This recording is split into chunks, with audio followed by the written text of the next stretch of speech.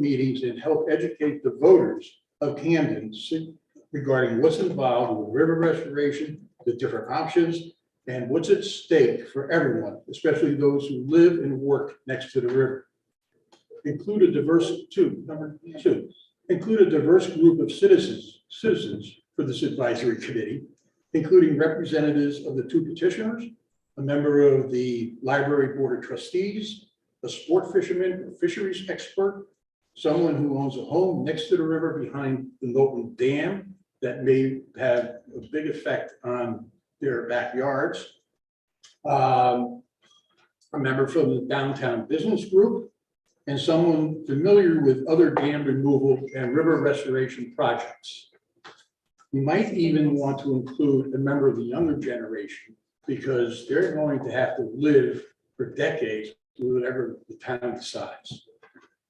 So thank you for listening to these comments and suggestions, and I hope we do get this advisory committee going. Thank you, Ray. Anybody else want to speak to a non-agenda item? Not seeing it from Mark? Can I just Yes. You want to get Allison first? I got something else. briefly say that the live stream didn't, for anybody that's watching now, the live stream should be going, but it was a technical problem, so they missed the first public comment was missed, and I'm getting a barrage of questions about that. We can post that on. There won't be any way to post it because it also wasn't being recorded. Then I would recommend they speak again. Tony, would you go and reread your listen, please?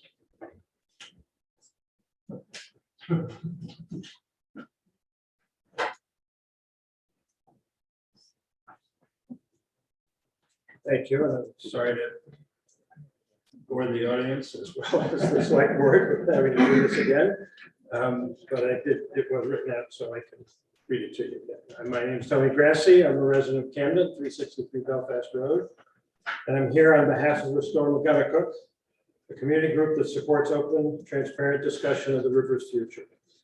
In just 4 weeks, our volunteers collected signatures from 510 Camden voters on a petition to, quote, improve river water quality, reduce flood risk, and facilitate fish passage, including removal of the Montgomery Dam. I want to publicly thank the 18 people who braved very cold weather and circulated our petition.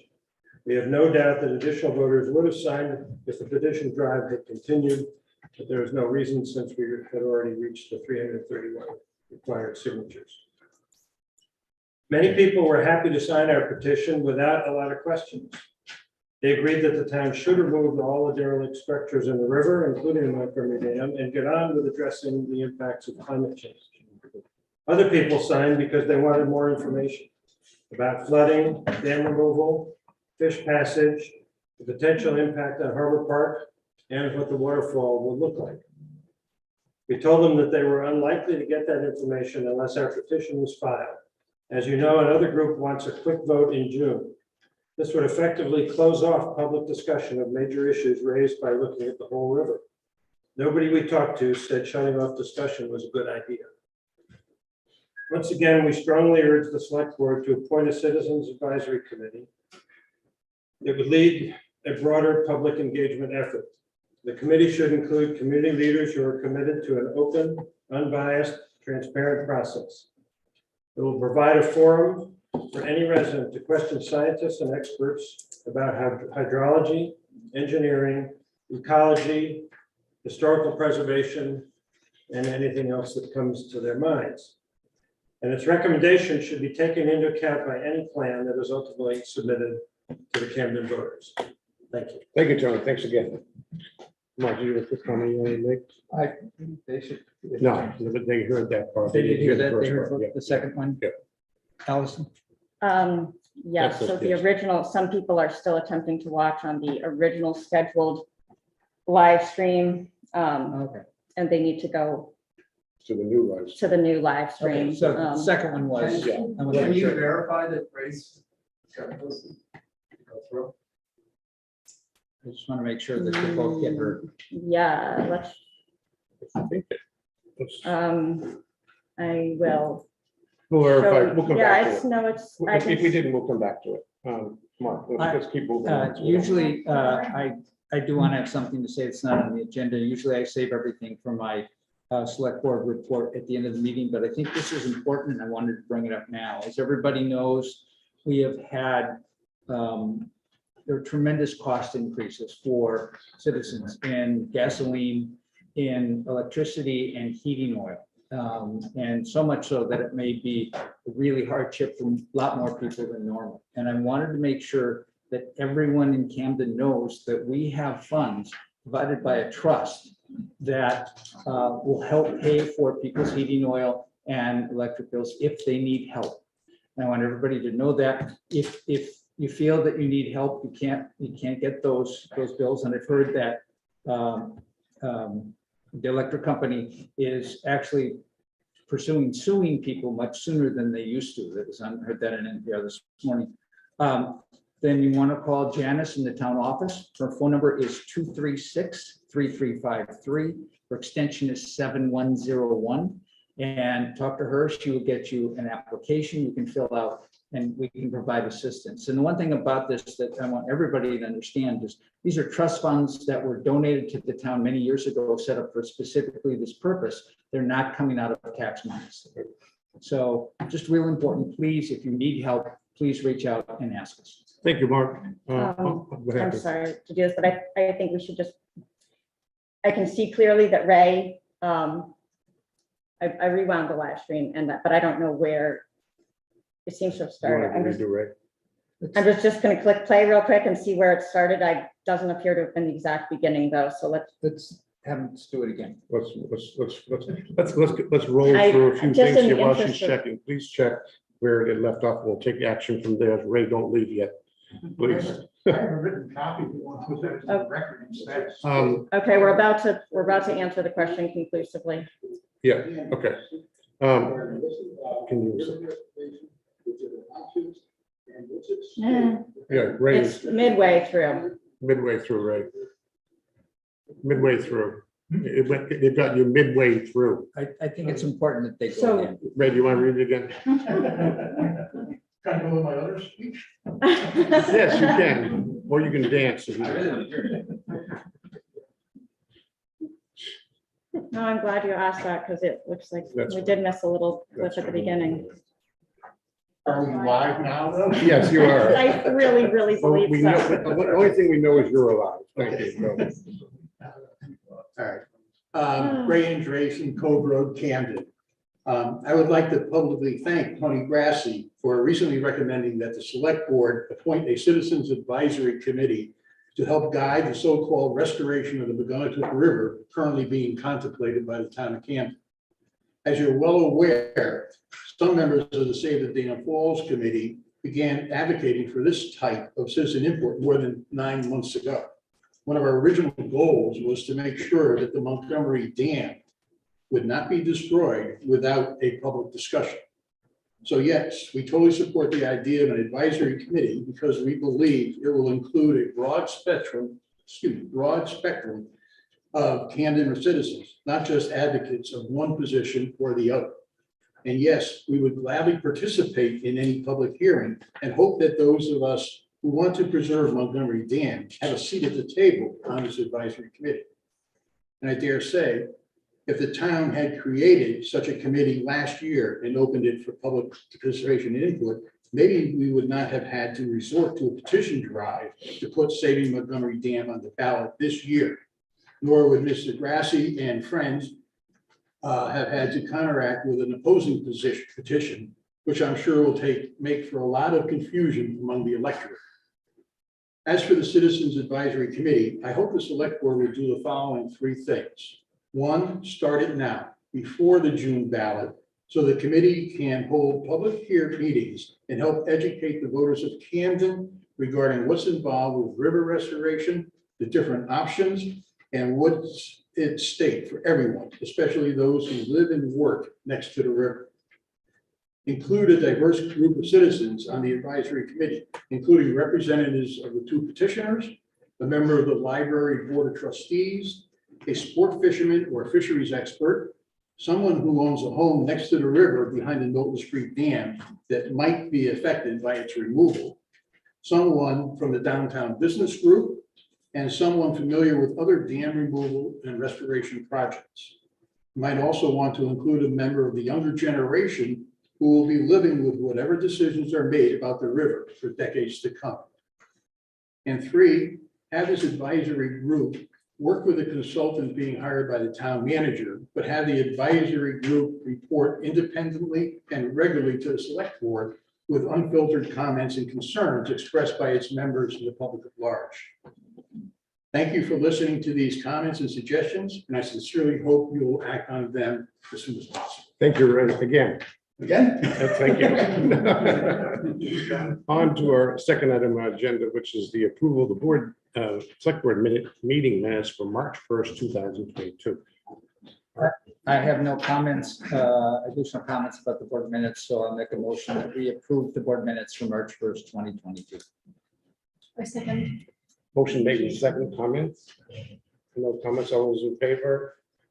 4-0. Thank you very much. On to, Can I say something really just briefly about the public input? For anybody that's watching and curious about what public input has happened, a good amount of that is available on the town website. There were last year when we were midway through as part of the National Coastal Resilience Fund grant and study, we held 3 very broad public input sessions on Zoom that were fairly well attended. They're available on YouTube. There were a lot of good comments. The idea of that was nothing at all is off limits. Anything connected to the watershed, the dams, any of them. Subsequently, as part of the Coastal Communities Grant, we held 3 public input sessions on what designs could look like and priorities for full or partial removal of the Montgomery Dam. So there's a lot of stuff on the website, and I think having anybody review that will just add to the subsequent conversations that we can all have. So thank you. We're going to move on to item 3, which is a public hearing on a number of matters. I mentioned earlier when we entered this select board meeting that I'm going to explain the public hearing process. It's very important to understand that, especially because we're working on a hybrid. And that's specifically that the public hearing is specifically for the select board to solicit input from the public on the matters at hand. And when we start, I will ask each of the items or collectively, anybody from the public who would like to speak to, for, against, or just speak to the matters at hand. To those on Zoom, I would admonish again that please would be preferred if you raise your hand and want to make a statement. It's preferred because you can identify yourself and speak and ask questions. Once everybody from the public has had an opportunity to speak, the public session will be closed and I will revert to select board discussion. Again, it's very important to understand that when I do close the public comment, there will be no more input from the public unless a select board member has a question of somebody who previously has spoken. So it's where I try to caution because I'm sure a lot of people may want to speak to these items, and that's great. I ask you to be courteous, try to keep your comments to a limited time. But please be candid and bring us your pros, cons, or just your feelings about these items. Like I said, and we'll take one. Well, we'll take may take this in the back, but the first one we have to address is the charter amendments, which are specifically written to provide for using secret ballot voting pursuant to 30A MRS squiggly sign 2528 for adoption of the annual budget. Just the background again. This is basically follow on, which will go on the ballot, obviously. For the public to vote on to physically change the charter to reflect putting the ballot as we have in the past few years because of COVID principally, to put the budget on the ballot and the paper ballot in June every year. So with that, I'd like to open up any comments the public has on charter amendments. Yes, Deborah.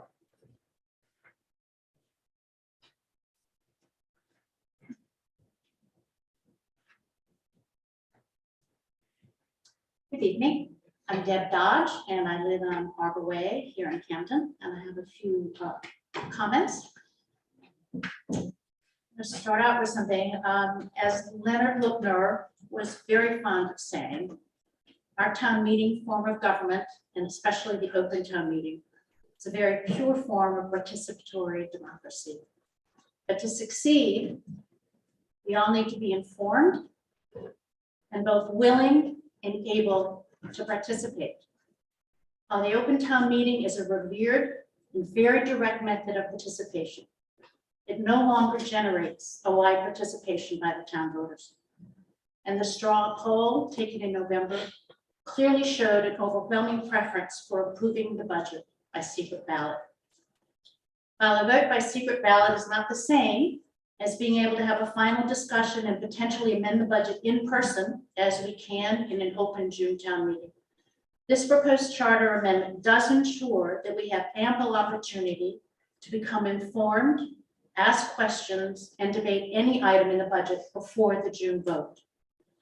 That opportunity is guaranteed by the requirement for a public hearing before the select board finalizes their budget recommendations for the ballot, and the fact that all budget committee meetings are open to the public, and the select board is required to hold a public information meeting prior to the election to inform citizens about the final vote before the June vote.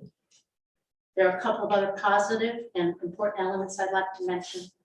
There's language to allow flexibility in how the budget warrant articles are constructed and presented.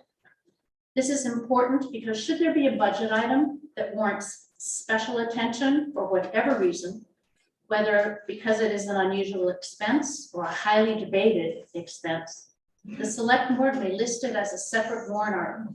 A negative vote on that does not mean that a total budget category would be defeated. Or should our financial reporting require a change to the typical budget categories that are listed, there's no need to change our charter.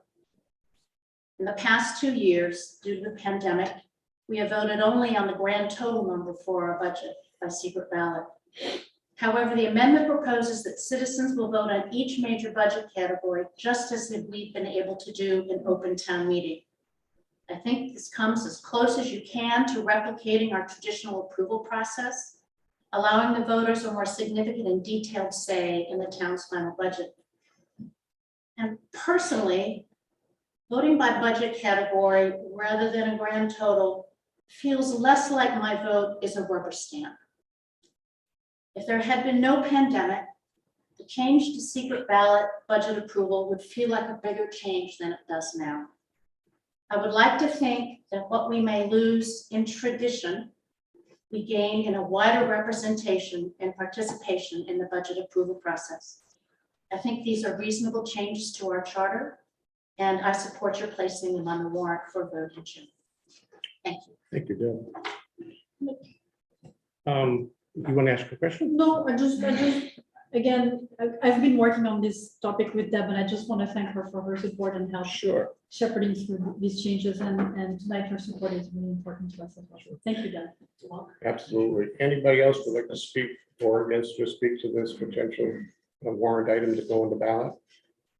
I'm not seeing any hands. I'm going to close the public portion of this and revert. I don't see any questions online.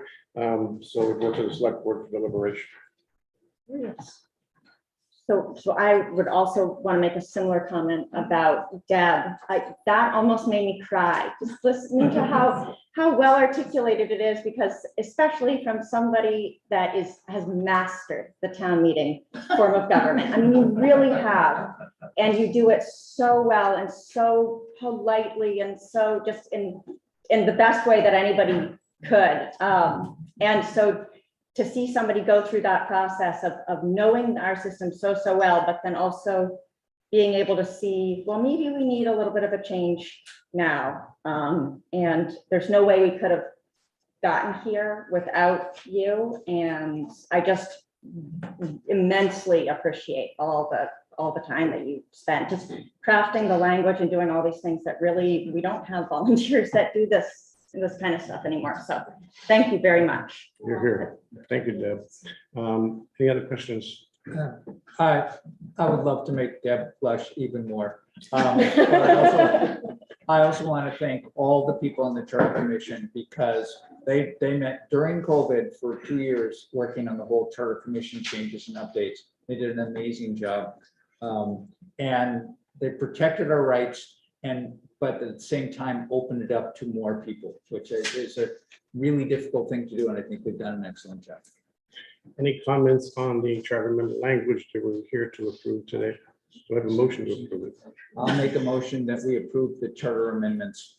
Is there a specific name for it? Charter amendment to provide for using secret ballot voting pursuant to 30-A MRS, squiggly, as Bob mentioned, 2528 for adoption of the annual budget. I second. Bill, I don't mean to take your thunder, Mark, but, I thought you would. well, there's a draft order, and perhaps the easiest thing is pretty short, but the statute requires this to be an order and not just a motion. Oh, okay. Oh. So if I could read it and then somebody say so moved. Yeah, just to clarify, any charter amendment has a very strict process, not the least of which is why we're having this tonight. And why we're having a special select board meeting on Monday, because within 7 days, we have to quote, unquote, have the approval.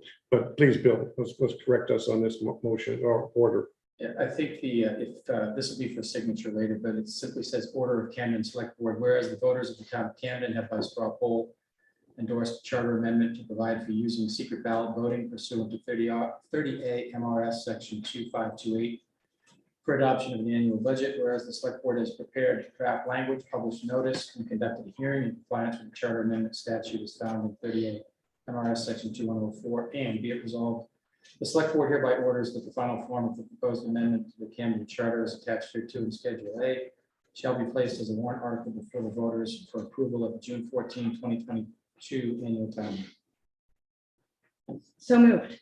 That's pretty much what Mark said. You don't want to repeat it? Oh, I second. I was gonna move it because it was my baby. I was waiting. I I waited for a second. second there to see. I if any- second. We can change. Okay. Are there any further discussion on the order at hand? All those in favor? 4-0. Thank you very much. The next, actually, we have a number of Camden zoning ordinance proposed changes. Perhaps the best way to start this one out, Jeremy, is some of these are related. Could you kind of connect the dots a little bit, then we can go to public comment. Sure. Al, I don't know if you want to share the screen. I was just about to ask Bob if you'd like me to share my screen. Would you so share your screen? I'd be happy to. Thank you. Stop it. The way we'll do this, I think, Bob, is to look at, from the select board agenda, look at 3B, 3C, and 3G first. And then we'll get to the residential zone pieces. 3 BCG. Yeah. That's all right.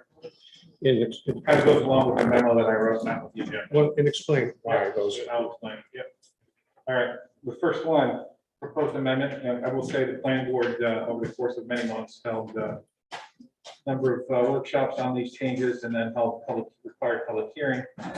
And all of these proposed amendments made it through the planning board process.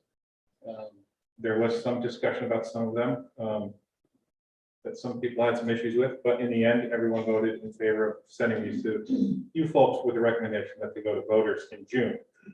The first one would be to amend Article 3 definition, and this was something that came up while I was dealing with a specific issue, and it was a shoreline zoning related issue.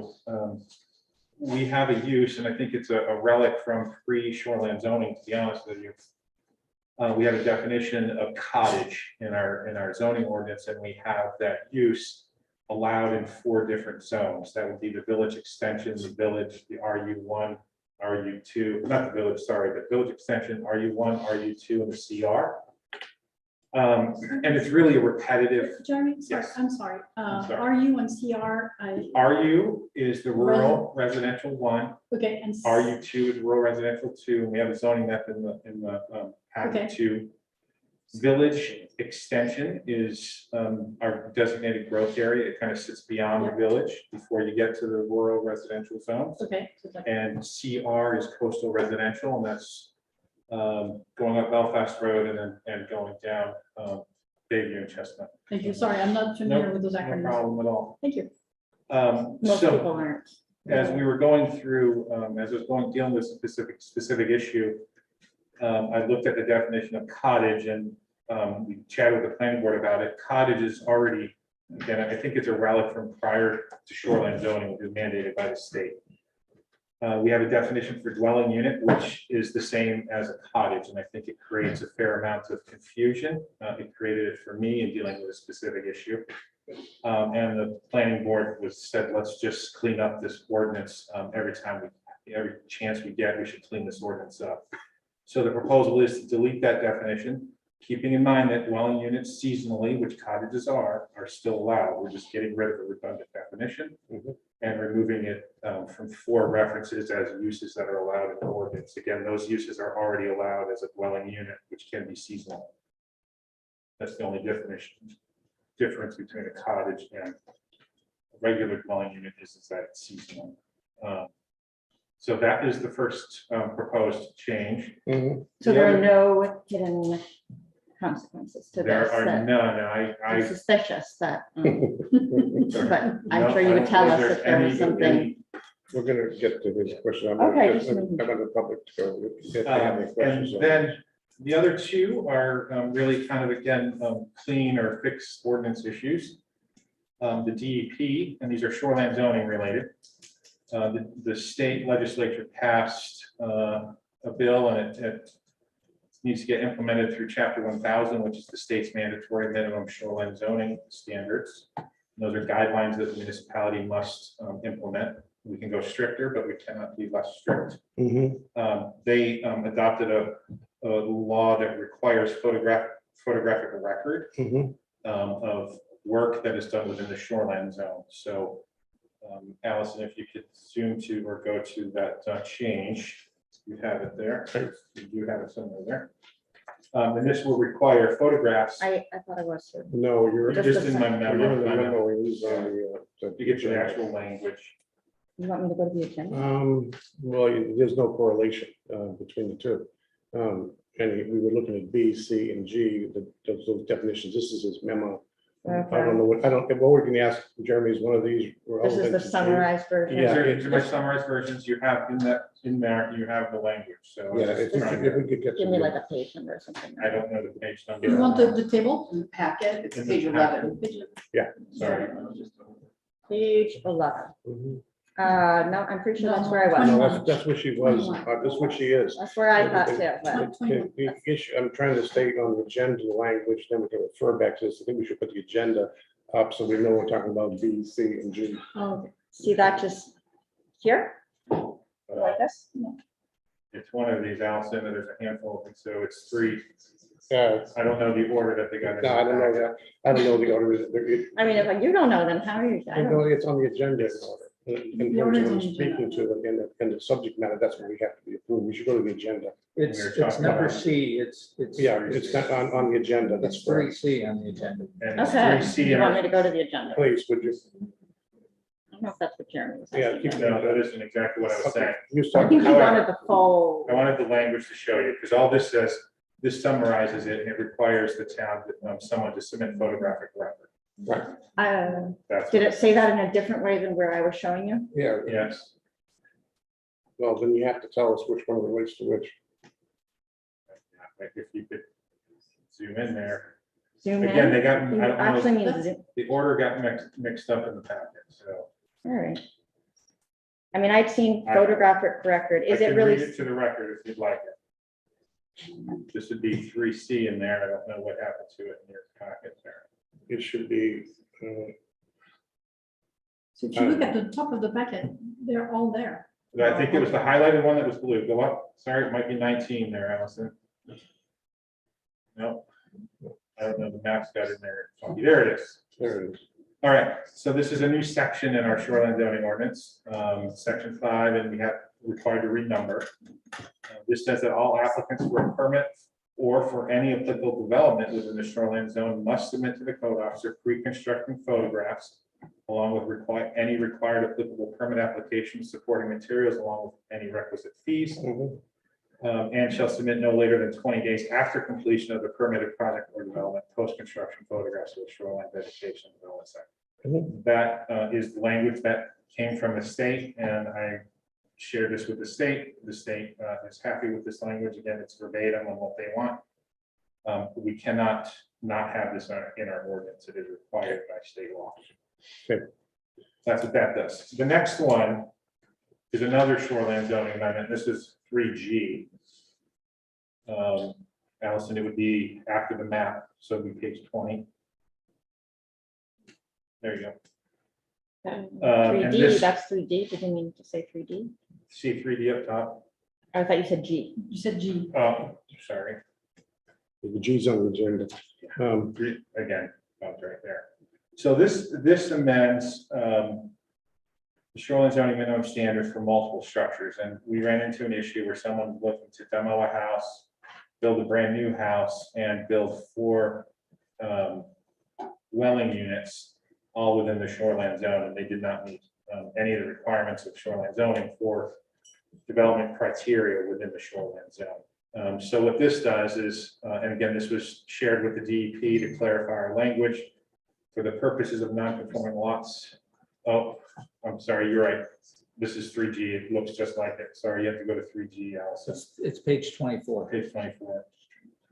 Okay. And I don't know what the maps got in. Yeah, next Next one, one. 2025. There you go. When determining what, and we're just keeping the same language, and we're adding one sentence, when determining whether dimensional requirements are met, only land area within the shoreline zone shall be considered. And again, this is under state shoreline zoning, you cannot have multiple structures in the shoreline zone unless you have the area that's required per dwelling unit and the shore frontage that's required per dwelling unit. And I had actually a developer from out of state that was really pushing this issue based on our ordinance, and said the ordinance isn't right, isn't clear, and you need to side with me in favor of me. And I said, well, you know, there's a DEP requirement that we can't be less strict than. And I shared it with DEP. DEP had concerns, and this is the language that DEP would like in our ordinance, and I would like in the ordinance to clarify that situation. And that's all this does. It says that we have to look at the area within the shoreline zone to determine the lot area and the shore frontage requirements to add multiple structures in that in the shoreline zone. Now, was this to resolve the issue? Did this make it so that the house could in fact be demoed and replaced with 4 of them, or? No, this was done so you cannot. Okay, that wasn't totally there. Yes. Let me, good questions. I have good questions too, but Yeah. first, those 3 items, they're kind of linked to relative changes. Does anybody in the public want to comment on any one of those 3, which related to the DEP requirement of photographic, and then this last one, which is the definition of the land dimensions being in the shoreline zone? Yeah. Because there's no public input. I'm going to close the public in those 3 and done. Let's talk select board and revert to a select board decision on each of these or all 3 of Each these. of them, I think you need to do We separately. have I will to do say it. that there was no comment from the public at all through the planning board process Right. on these 3. I guess my question to the latter one, which is, it sounds simple, but I'm not sure I get it. When determining the dimensional requirements of a specific property that only, I don't understand the only. So here's the situation. If you have a lot that say is 6 acres. Yep. And this is the case that I was dealing with, a lot, it was a 6-acre lot. And they only had, I believe, 290 feet of frontage along the ocean. They wanted to put 4 dwelling units down within the shoreline zone, which is prohibited under state law. Oh, I see. Unless you have the area, which would be 60, I think in this case, it was 60,000 square feet times 4, plus the shore frontage requirement of, I believe it was 200 times 4. So you're going to need, 800 feet of shore frontage, plus, what is that, 240,000 square feet of area within the shoreline zone to Right. get 4 houses in Right. the shoreline zone. Right. Alternatively, and I said, we can't do it. He's like, well, the ordinance doesn't really prohibit me. And I said, well, state standard does. Right. And we're gonna fix Yeah, this that issue. makes sense. He does have 6 acres. I said, you can, No. But it's not in the shoreline zone. But put your smaller houses up outside the shoreline zone, and it's not gonna be a problem. That makes sense. He was fighting me on it, and I said, well, we're having a public hearing on this at the planning board, and we're gonna move it forward. I haven't heard from him since, so this will resolve that issue. Okay, any more questions on that one?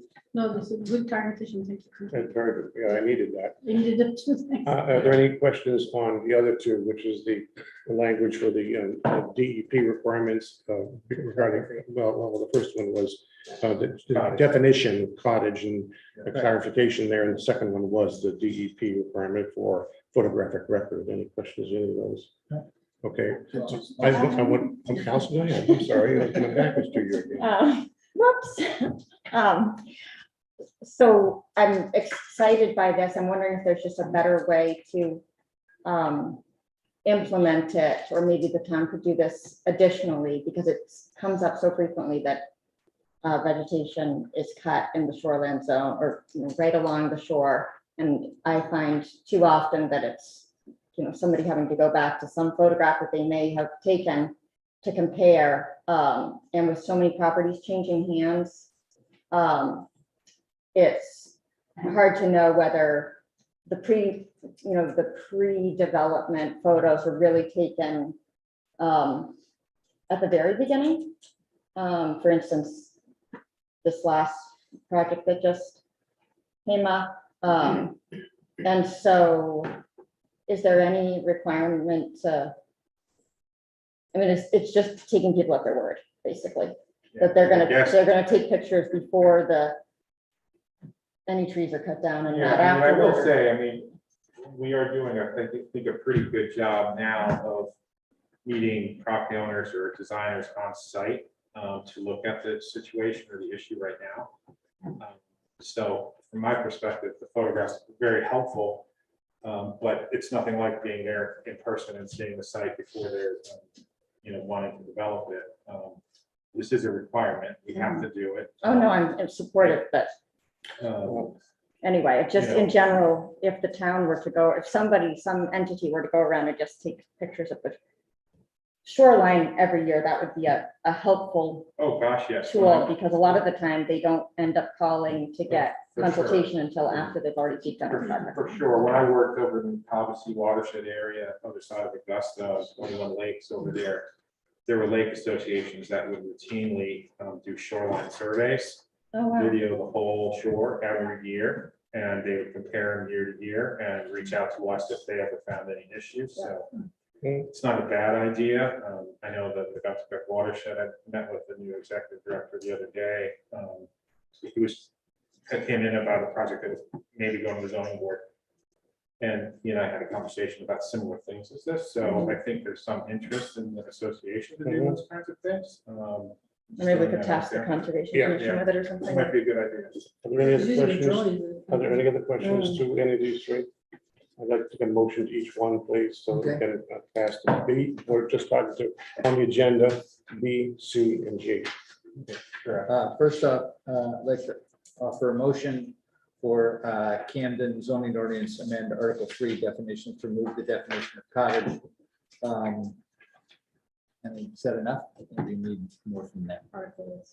Jeff, What did you say, Jeremy? I would say to Well, delete the definition and You to, should read the whole, just read the Okay, whole. to remove the definition of cottage and deletes the 4 references to the use within the ordinance.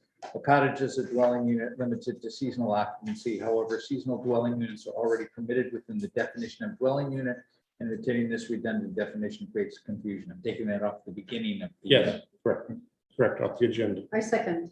Motion made in second discussion. Those in favor? 4-0. Item C, I'd like please. to make a motion for Camden zoning ordinance amend Article 5, administration and enforcement, new section 5, and renumber to ensure that the town is in compliance with 38 MRS section 439-A, parentheses 10, and the new DEP requirements contained in chapter 1000 to require a photographic record of certain work done within the shoreland zone. I second. Discussion. Those in favor?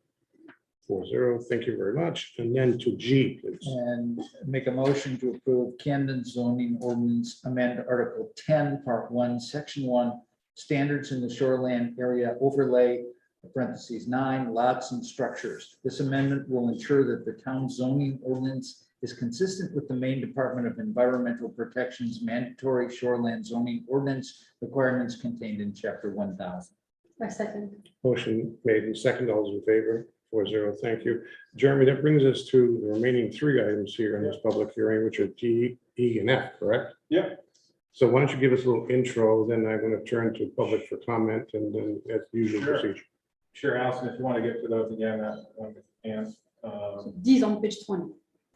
Thank you. you. Thank you so and much. so, and I want to just mention too, yeah, that starts there is perfect.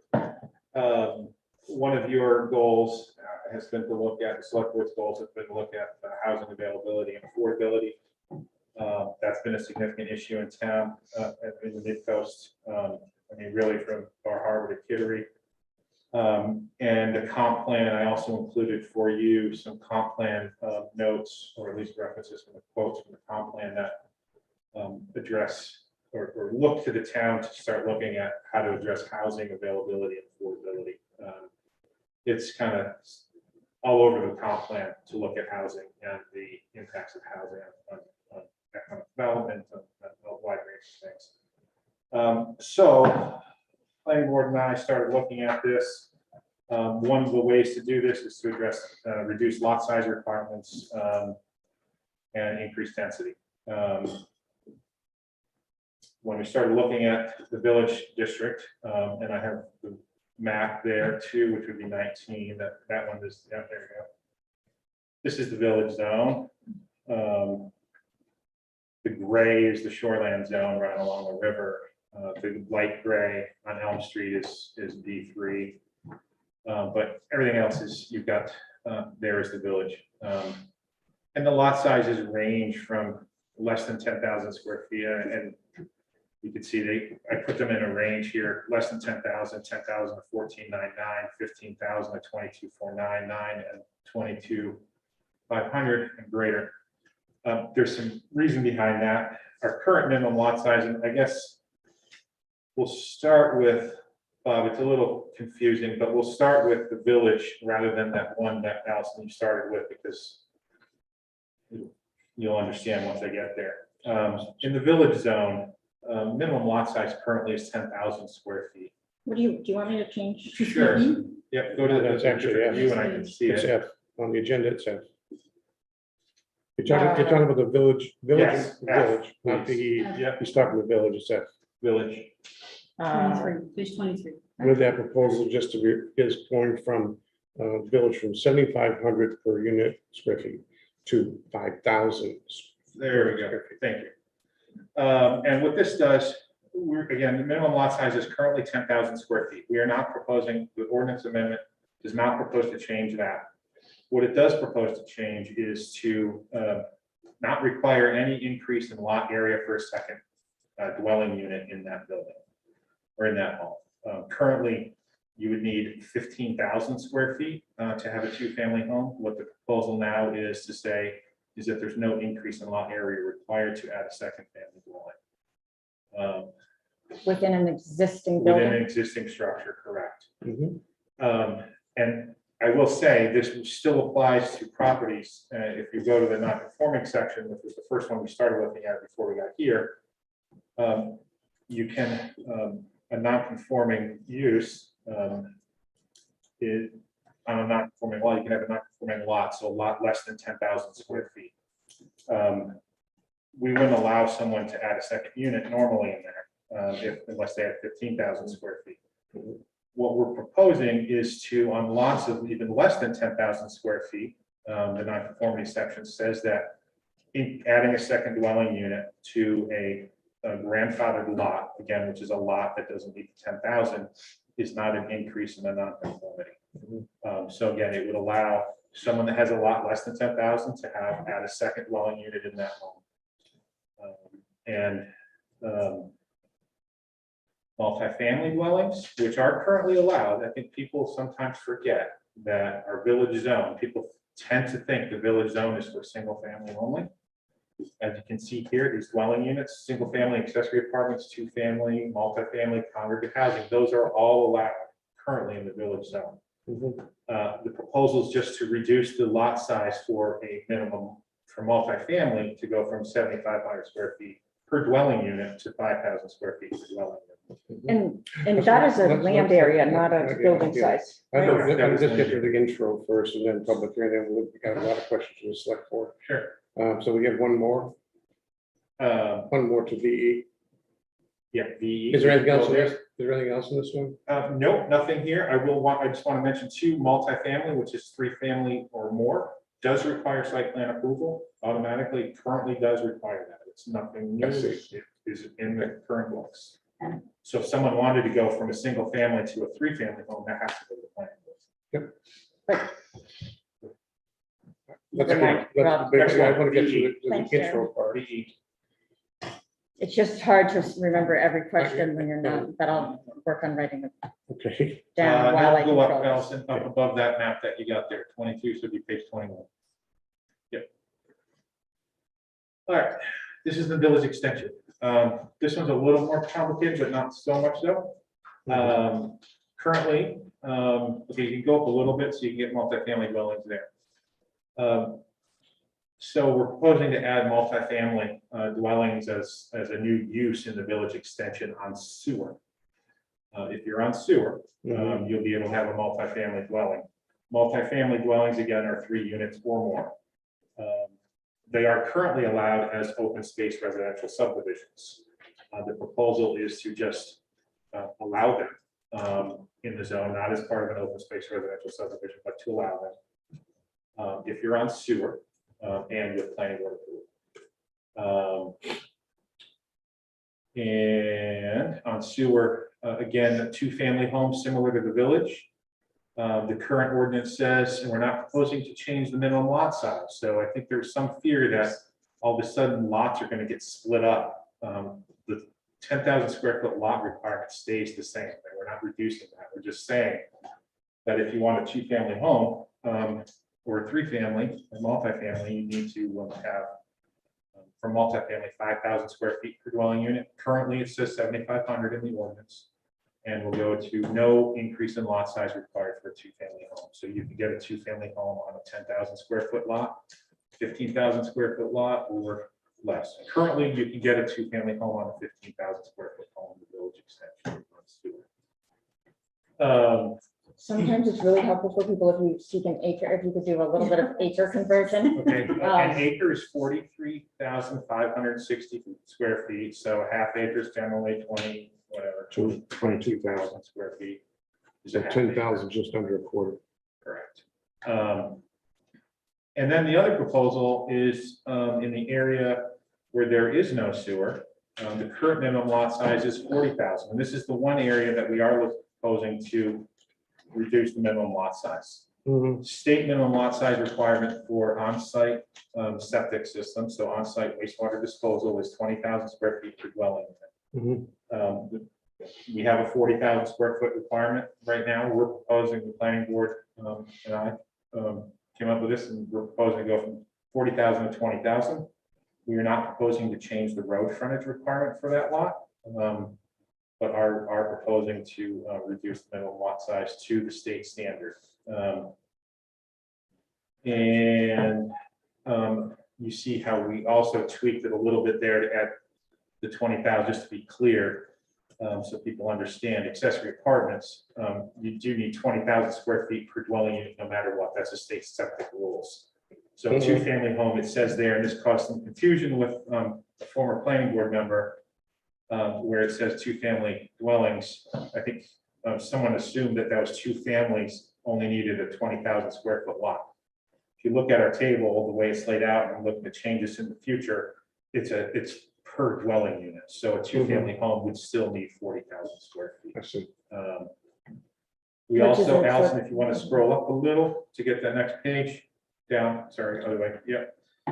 Maximum building coverage, you just went past it, but maximum building coverage is 10%. I went past it? Yeah, you went past this. It was very bottom. Yeah, It was over right 10 Oh, feet. just on that. Yeah. Yeah, right there. So see it? not on sewer, maximum building coverage, and this is the coverage of the lot that can be covered by building. This is walled and roofed building.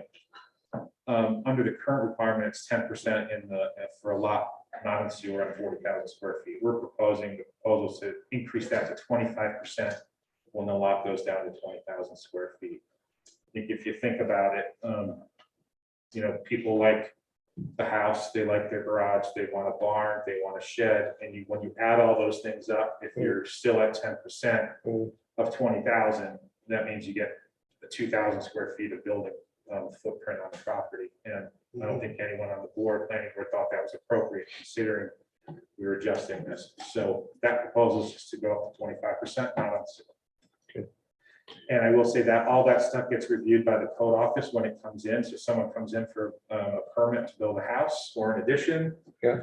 Plans come in, we look at lot size, we look Yeah. at the footprint, existing buildings on the property, anything proposed. It all has to stay within that.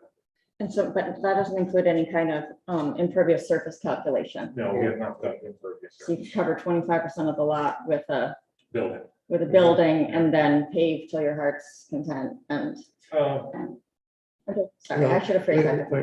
I want We to, don't regulate, nowhere in our ordinance do we regulate impervious surface. I think it's appropriate probably to start looking at certain areas that where our systems are overburdened. Which is many Yeah, places. Jeremy, that's the end of the three.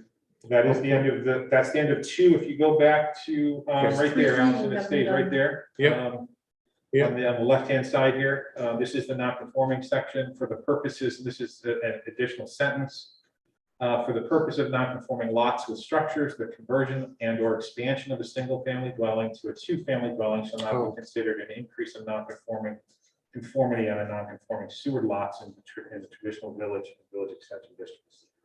That would allow, again, someone that doesn't meet that 10,000 square foot requirement, say, and they want to add a second home or second dwelling to that home, existing home, we wouldn't consider that an increase in the non-conformity. I see. That's the language. All right, with that, I want to open any questions up or comments from the public for, against, or just want to discuss. Stephanie? I'd also mention that all of the other requirements, lot coverage, all those things stay the same. Yeah, there's gonna be a lot of questions. You might want to hang right there, Jeremy. Really predicting a question. I'm Stephanie Smith. I live on Washington Street, and I am one of the founders of the Mid-Coast Regional Housing Trust. And our organization is hoping to increase significantly permanent, attainable, and affordable workforce housing in Knox County and the surrounding areas. And I'm here to speak in favor of zoning amendments that would expand attainable housing in Camden. And we appreciate all the hard work the planning board has done around looking at our zoning code. Our group has recently completed a regional housing needs assessment. We learned that 25% of young teachers recruited by our school district turn down the job because they can't find a place to live. 1/3 of our housing units are now seasonally occupied, and that proportion is growing rapidly every year.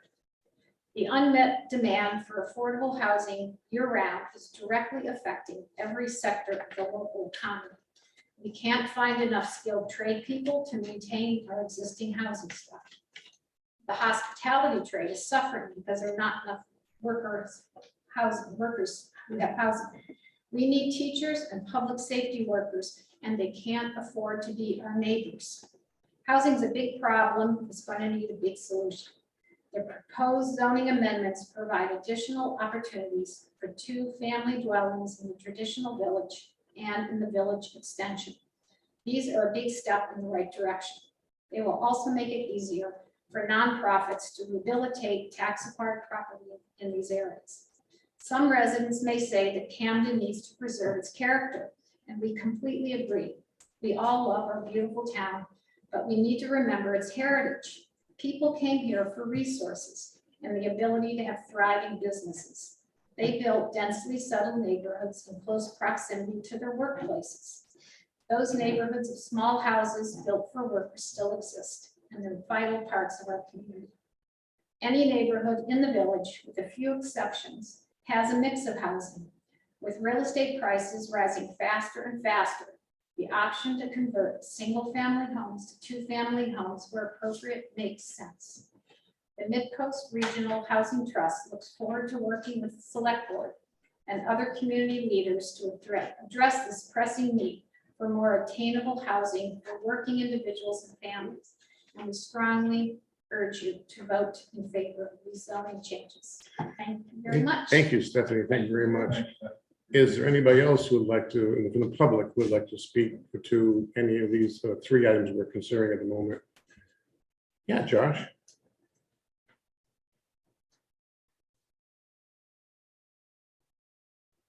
Thanks for seeing me. I'm Josh Hickson. I'm a property owner and business owner in Camden. I'm here today to speak in favor of the amendments. It feels really appropriate that I'm here today. There's someone that's training tonight in the restaurant. He came in to interview and he's doing a trail shift. He lives in, he lives far away, but he wants to live here. The closest housing he's been able to find is 45 minutes away. He thinks that might be doable, which is kind of crazy. He's been trying to find anything within 5 towns, anything close, there's nothing. I also interviewed someone last week. She was amazing. She had years and years of experience, super appropriate for the business. She actually fits right into the one position we really need. She's been trying for months to find something, and still came and interviewed, drove up from Boston, did the interview. She was great. And she's gonna let me know if she can find anything. There's nothing even remotely close to here. So I probably won't hear from her again. We've been operating 40 Paper for about 12 years, 3 years at another location, so a part of this community for years. It used to be that the vast majority of the staff lived in Camden. Currently, 2 staff live in Camden. One of them is about to lose their housing this summer and are trying to find something, but haven't been able to find anything even remotely affordable.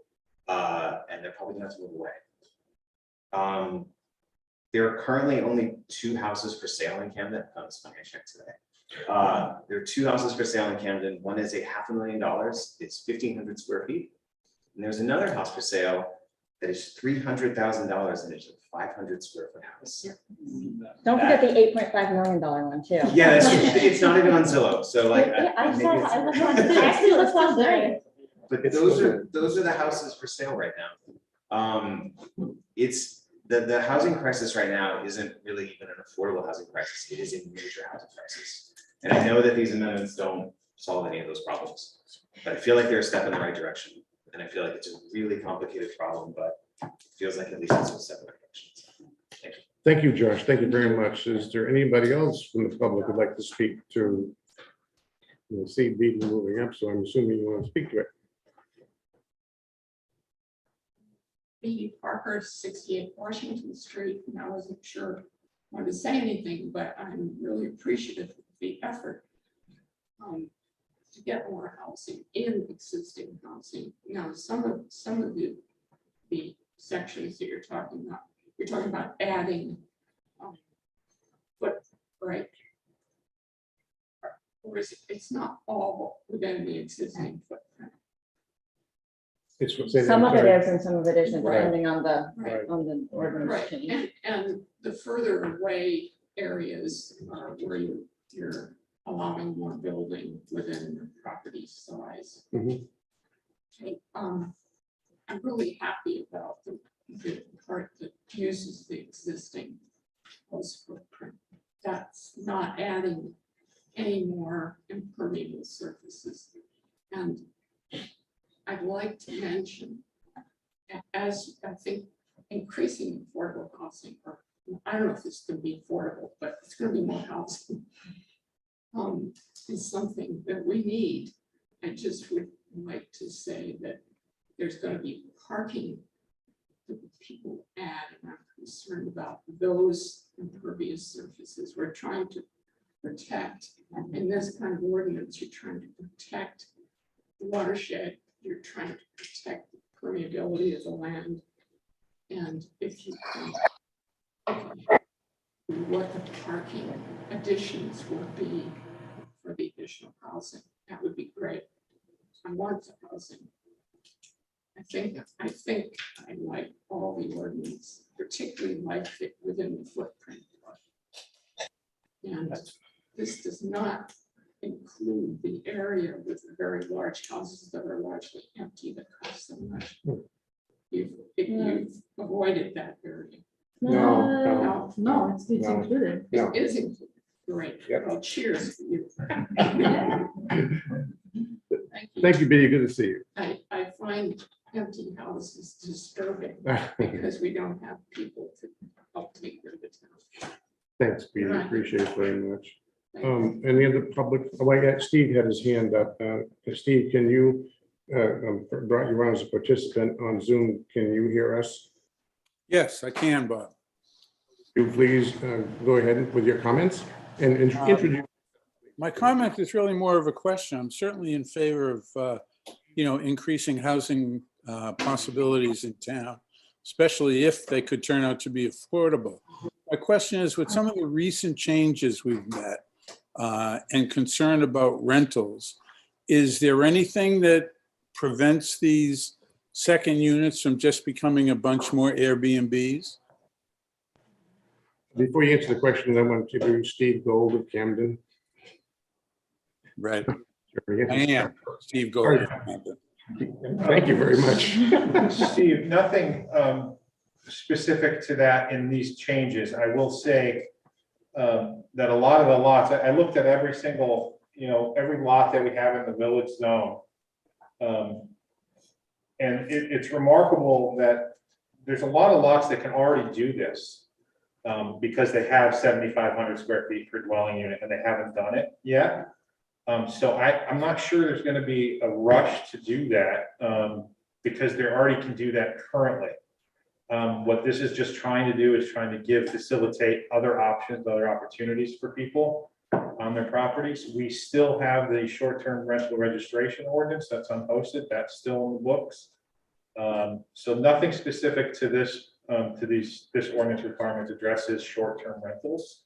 But again, I think people have that option and that opportunity already to add these additional dwelling units to homes because they haven't meet the current requirements, and we're not seeing a massive conversion to short-term rentals, I will say. Mhm. Does that help? Steve? Yeah, no, I understand that, we may not be seeing a huge amount of that, but there has been complaints about the idea that investors were buying houses, converting them to rental. We do open up a whole new opportunity of buying a unit, converting it to 2 rental units, et cetera. Will that start a trend in that direction? Who knows, but can't tell. Especially when nothing's for I sale. mean, there's about 700 lots that can already facilitate these in town, and we're not seeing it. Well, some of them are used for, if you look at the short-term rentals that are available today, you will see some You will. multi-unit dwellings being used for that purpose, so. I will say, I have spoken to one of the entities that helps municipalities regulate short-term rentals. I just did this last week. And I think a year or so ago, maybe a year and a half, 2 years ago, when we first started looking at this, there were, I think, 380 some odd unique rentals, short-term rentals in Camden. As of last week, there were 194, which is a considerable reduction from 2 years ago. And I don't know what that is, other than it's probably related to COVID, would be my guess. Maybe the time of year that it's but- being measured. Well, they ran this last week, Allison, and if I'm coming to Camden and wanting to rent for the summer, I'm booking my trip already. But that means that they're not open for rental in the winter. Doesn't mean Right. that they're not open for rental in the summer. I'm skeptical. Yeah, I'm skeptical of the inventory disappearing in 1 year. And every time they use such a precise number like that, you have to know they've gotten it wrong, because there's no way that they can, there's so many, it just can't be right. Yeah. I wouldn't argue with their number. Continue with You the, wouldn't Josh, argue with Josh, you have another question? Go ahead. Traffic control. Yeah, please, you have to. Otherwise, I can't hear you. One thing I'll say is that we had a rental that we used to Airbnb. We stopped it because of that you had to rent it for a week, so it didn't make sense. And it was a year-round rental. We just sold it last year because the housing prices are huge. Right. With the housing, as the prices for housing continues to become astronomical, Airbnb is not that profitable. It's kind of profitable, but cleaning, maintenance, all of that, Yeah. it's a huge hassle. And if suddenly your house now that was worth 200,000 in 2 years is now worth 450, You saw it. you sell it. So the idea of the inventory disappearing, it actually makes no sense for me, at least from personal experience. Yeah. Thank you, Josh. Thank you. Is there anybody else in the public wants to make any comments before I close the public portion? All right, we're gonna close the public portion now and revert to select board discussion of these items, which are D, E, no, sorry. It's D, E, and F.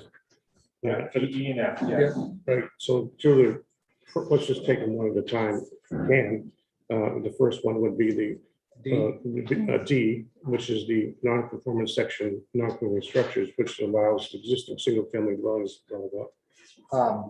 I have no discussion, except I think this is a good move forward, a good start. I agree that we need to, I think short-term housing has disappeared because of people moving here because of COVID. But it will return, I think. So it's something we need to look at down the road, because we need full-time housing.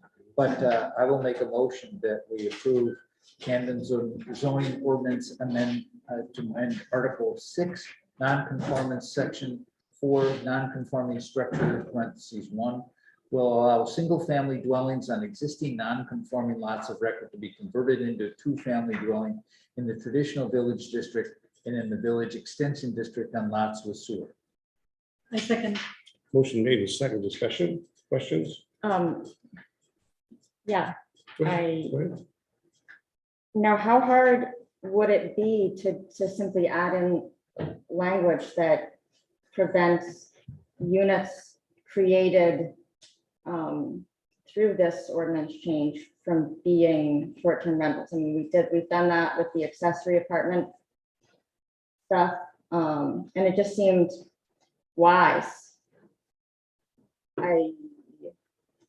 If it's not that big of an issue and it's not that, I mean, how big of an issue is it to just include that in there? Well, I think we'd have to come up with a real definition.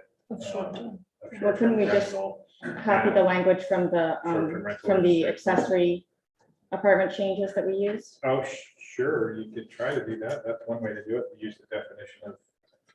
Well, again, isn't the question really that we just ignore we have an ordinance in the books that doesn't allow short-term rentals?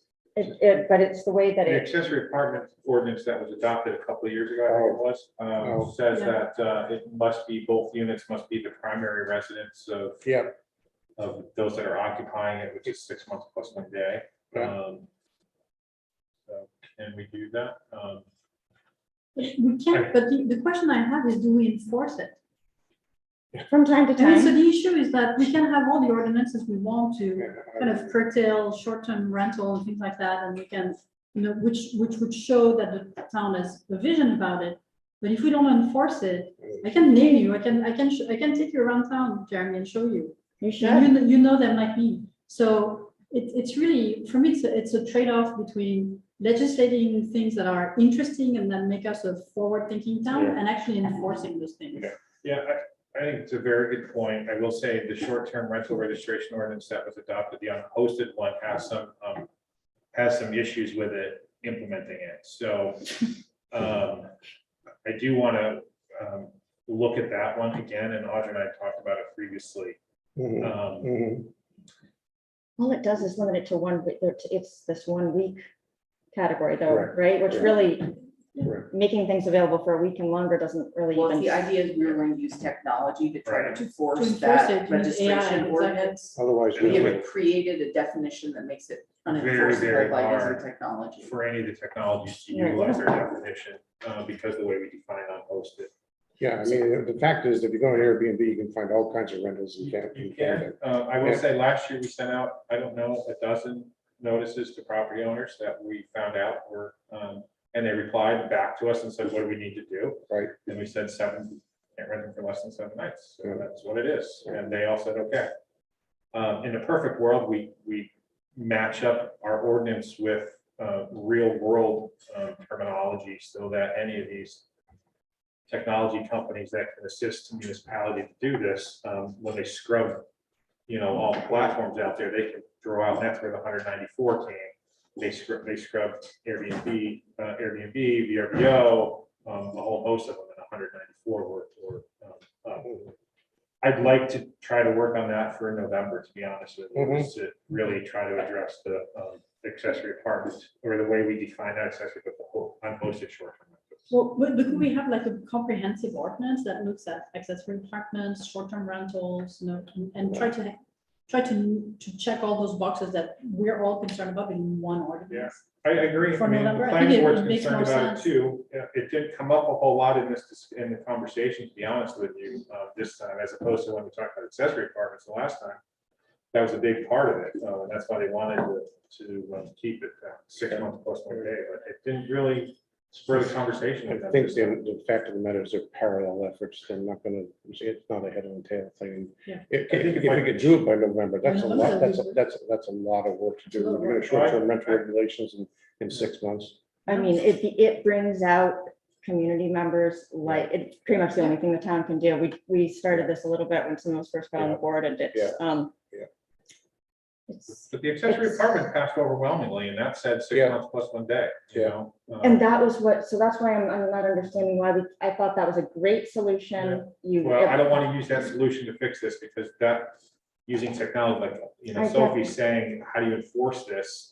You have to, it's gotta be an ordinance that you can really enforce, and the technology using our definition is challenging, so we need to tweak our definition.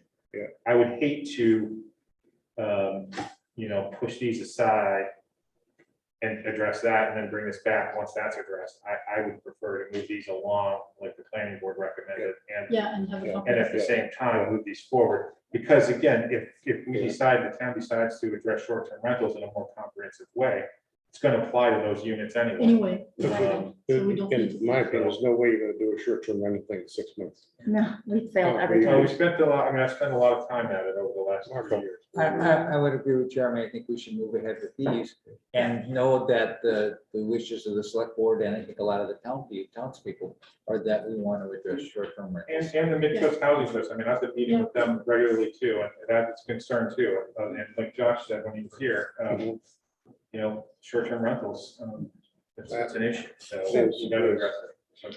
So with that, Councilor, Just, where do we stand on the ordinance that also passed overwhelmingly, which was to require registration for short-term rentals? I guess I hesitate to pass new things when, I mean, I know that's a monumental task to. It is, it's a monumental task without a technology company to assist us. And I've reached out to firms to try to help us, and they all point to our definition of unhosted short-term rentals. Unhosted. Well, I think all we were asking for is voluntary. I understand, we but want how do people we to enforce register.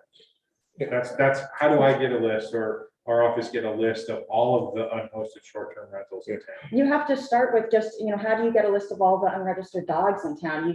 You start with making a requirement and you chip away at it, but because you can't track down every single unlicensed dog doesn't mean you cease to require that dogs be licensed. yeah, we got, So I I'm think you're. disappointed that we're not, and do we just make a decision not to? No, it's move still forward with required, and everyone that calls, I say we have, there's a requirement to register them. That's part of the past. Right. So. I think we're getting off the issue. Yeah, I think we are. Well, this was an ordinance that we brought forward to voters as a first step in addressing the problem, and I didn't realize that it just was Well, not we being. created an unenforceable. Yes, untrackable. I mean, you can't figure out how, we can We're not do gonna all solve it the, tonight. I can do notice and send them, try to get the paid newspapers to, run the story that you gotta run your, register your unhosted short-term rental. We can do that, but for us to actually try to figure out who is renting, that's impossible. Okay, It's well, an I impossible just, feat. just be good to get an update on that, Brett, because I get questions about it all the time, and I think they're working on it. It's a huge issue, and I agree with The you. It's not ordinance is like still it's on the solved books, like and this you here still tonight. need to register. Do we have a Telling form people to fill out? Do you have a form available? I have a form available. I do need to come to you for a fee. You have a motion and a second on the table. Could we clarify, that this is for item, this is only impacting the village? This is I'm 3D. talking to D, which is the. And then zoning Section ordinance amend single- Article 6, non-conforming section 4, non-conforming structure. That's the motion that's on the table at the moment. And I'll call it a vote. All those in favor of this? 4-0, okay. So we'll go to item E, which now, to your question, is the village extension piece of the pie. Mark, I will make a motion that we approve or amend Camden zoning ordinance, amend Article 8, Section 7, Village Extension BE, Article 4, colon B, permitted uses and E standards. These amendments will allow multi-family dwellings on lots in the village extension district served by public sewer. 2, allow 2-family dwellings on sewer lots without an increase in lot size per dwelling unit. 3, reduce the minimum lot size for lots without public sewer from 40,000 square feet to 20,000, which is consistent with the state's minimum lot size regulations. And 4, the amendments would increase the maximum building coverage for those lots from 10% to 25%. I second. Motion made in second, discussion, questions, Allison? So again, I'm really supportive of increased density, and overall I think these ordinances changes are good and a much better approach than the changes to the rural subdivision.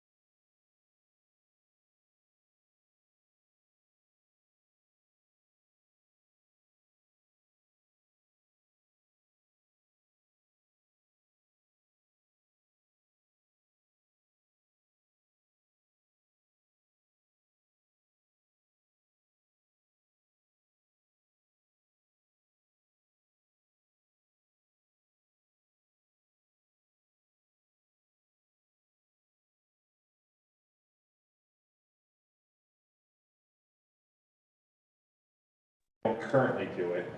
These people, if these ordinances don't pass, every one of these lots can, for the most part, cover their lot line to lot line with impervious surface. We don't regulate it at all right now. So they could do it today, whether or not this gets passed or not. I understand that, but we have pretty significant problems. And so if we're increasing the ability for there to be impervious surface and increasing the ability for there to be development within areas where we already know there to be an overabundance of stormwater, why, I mean, does the planning board discuss areas of town where it's known that there are issues? No, they have not done that, no. Not as part of this, no. When they review site plan applications, they review stormwater sections, but not as part of this. They have not. I mean, people call just nonstop about overflowing everything, as you are probably pretty well aware. So I mean, the most guess areas that I get phone calls are in the village district, not in the village extension. I mean, in the village extension over in Top Hill, there's an area. I know, but the water starts from those places and then it comes down and it overflows so it all drains to the It all drains to the ocean, but it passes through numerous neighborhoods on the way. So I mean, I think with the village, with the changes within the traditional village as well, that when we make these sort of bold changes to do what I think we should be doing, it would be a great opportunity to add in requirements that limit the amount of impervious surfaces. We could say, here, we're going to make all of these things easier for you, but not allow it to do this, and this. Yeah, I mean, that's a big undertaking. It's not insurmountable. And I know, the code intern that we had last year did get some data for us and has some mapping. But that is, I think it's a big task, and I think it's a multi-departmental task, and it's. I'd also say areas where it's most effective, it is not addressed through the zoning ordinance, and it's addressed through things like a stormwater utility. Right. That's where why I you're able mentioned the to village. charge people for impervious surface and then No. incentivize them not to build it or seek alternatives. So I think that if that's the policy mechanism you want to pursue, then the zoning ordinance might not be the best place where you can most effectively address it. There are any number, Most we haven't, but we are not coming up with anything. And so is there, but we're saying as a town that it's a very big problem, the amount of stormwater. But what we're saying, this has to be a separate policy direction from us, and that doesn't affect what we have at hand right here. If she's right about not addressing it through the zoning ordinance. Well, I'm not saying you can't, I'm just saying it's not as Well, effective as I other kind of hear mechanisms. any changes you want to make to this motion in terms of what recommended changes you're making. I mean, I can't support increased growth in areas where there's no Okay. sewer. I don't see that as so that I don't know if there's a mechanism to vote against a portion of this We have where. a motion on the table, we either vote against or for it, but let's go I ahead. just have a question, just a clarifying question, Jeremy. But the changing the square footage from 40,000 to 20,000 is a state requirement? It's not a state requirement. No. That's the state minimum lot size is 20,000. It's the The minimum. comp plan is very clear that it asks the town to look at the village extension hard to reduce, go from 40,000 to 20,000. It does say that in there. Allison, if you can get back to the maps, I don't know if it's possible. But the village extension piece, I have it. I think, again, this is a case where we look at the village extension and say, oh gosh, we're gonna get all these new lots or all the potential for new development. We have the hydrogeological report from Midco Solid Waste, which does contribute to our stormwater problems, I promise, but here we go. So that's the village extension map. Okay, so if you can stay there for a second. The blue is the sewer. I don't know if you see the blue. You see the blue goes up along. Yeah. You see the blue line? That's sewer. Now, the gray is the shoreland zone, right? So a lot of the shoreland zones are already used up because of lot size and frontage. And there's a fair amount of the village extension is existing subdivisions that you're not going to be able to alter anyway. And they all have stormwater problems, but yeah, Well, I'm not, okay, what I'm saying is those lots. right, so it doesn't impact that. It doesn't even impact them. So the majority around, you see Pleasant Ridge right there, that's in that area, that subdivision that is Overflow. to the left there. Right, Allison, can you go, where Pleasant Ridge is, right, on that map, down. This right map, there. I kind Keep of going, gave up keep on. going. Yeah, Right there. I agree. Right So there. one of the things with the town map, if you, on the town GIS, is Yeah. that none of it's labeled. And the colors are all very, very similar for all the different zoning districts. So for you to be able to go on there and see like, what's the village extension? Actually, there's no place where the actual full written thing comes out. And so it's very hard to identify, even looking, so I looked at this ahead of time, then attempted to cross-reference with the town system, but since none of this is labeled, it's just a series of problems that makes it hard to know what we're talking about a lot of the time. Okay, I don't consider them problems, but I mean, a majority of that area to the left there, bottom left is subdivision. So you're not gonna have, those lots are not gonna be split apart, split in half, or more dwelling units added, because there are deed restrictions and subdivision approvals that are needed to do that. And you have to get all the subdivision owners involved and supportive of that to make those changes. And then if you go up Mountain Street, you got subdivisions over there, and then you got subdivisions along the river. So it's really not a whole lot of town that is gonna benefit from these changes, but there are changes that are proposed that could facilitate more housing. But I don't at all agree that these changes will facilitate a, massive amount of impervious surface in the watershed, because they're existing subdivisions or they're in a shoreline zone already and they're limited to what they can do. The area that is served by sewer, you can see, most of it's subdivisions already. And those aren't going to be affected.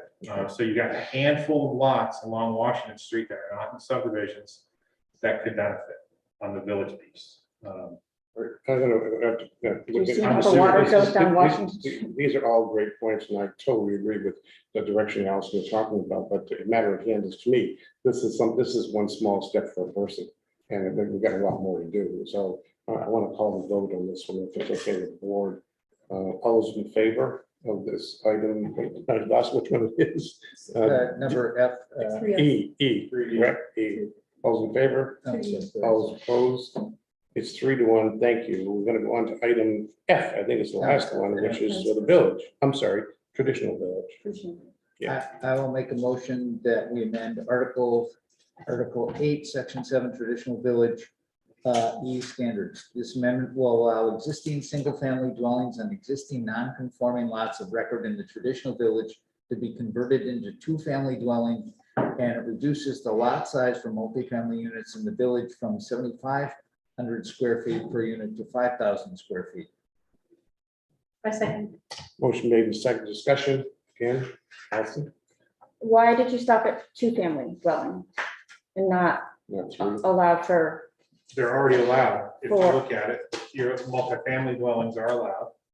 Right there, right in front, right out on the screen. It's 5,000 square feet per. Currently, multifamilies are allowed in the village zone. I mentioned that earlier. You need 7,500 square feet per dwelling unit. All that we're proposing to do is go down to 5,000 square feet per dwelling unit.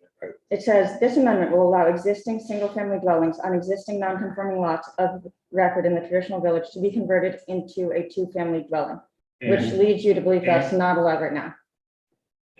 And it reduces On the lot non-conforming area. lots, You have to correct. keep, you have to It's keep not allowed. reading. And it reduces the lot area for multifamily. So, but it doesn't allow, on non-conforming lots, it doesn't allow those existing buildings to be turned into four-family. Currently, not a So you're- non-conforming lot of record that doesn't have, you need to have 4 times 7,500 in order to put a four-family unit on a lot in the village. I'm just wondering why you said two-family here instead of multifamily. Because if you go back to the non-conformity section that you already passed, it allows, it says that 1 and 2 family homes are not considered an increase in a non-conformity.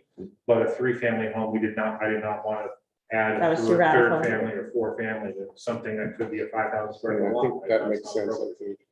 Good Well, in some clarification. places, it's like, you can, well, I would add Okay. that all of these zones do have a fair number of multifamily units already. We don't get any complaints or issues. exactly. I mean, it's scattered throughout every neighborhood in It is. Camden. I can point to so many multifamily homes on non-conforming lots, some of them with 4 apartments that have, I mean, that's really the kind of thing that we need. And a lot of these people can even commit to not having a car. A lot of them already don't have a car. And so if we could say in these cases, you can, when you don't have to add additional parking, there are a lot of people that will just walk to their job. Anyway. I think that's an impervious surface conversation that we can have. And I certainly am going to talk about it with the planning board about doing it. Having those conversations. And Any further comments? All those in favor? 4-0. Thank you. Thank you. I appreciate Thank you, it. Jeremy. Thank you, That's a lot of heavy stuff covered in It is. in the last hour. I mean, I deal with it all day, so. No, For you folks. there's more to follow. There's more to follow. There's more to follow. We need better versions of the zoning maps so that people can Yeah, understand. I understand that it It's funny- all, It's funny you say that because when I look at the packet, I'm like, wow, I love those maps. So. but then how did you know where the village extension Yeah. was or the, You Because look at, Well, you look at the other map. you look at the other map. the big one. That's what I do. And you have the big map, I'm referring to the town system, really, like the online GIS system that everybody uses to go to, we'll discuss All it right, later. thank you, but- Jeremy, Thanks, thanks a Jeremy. lot for your patience too.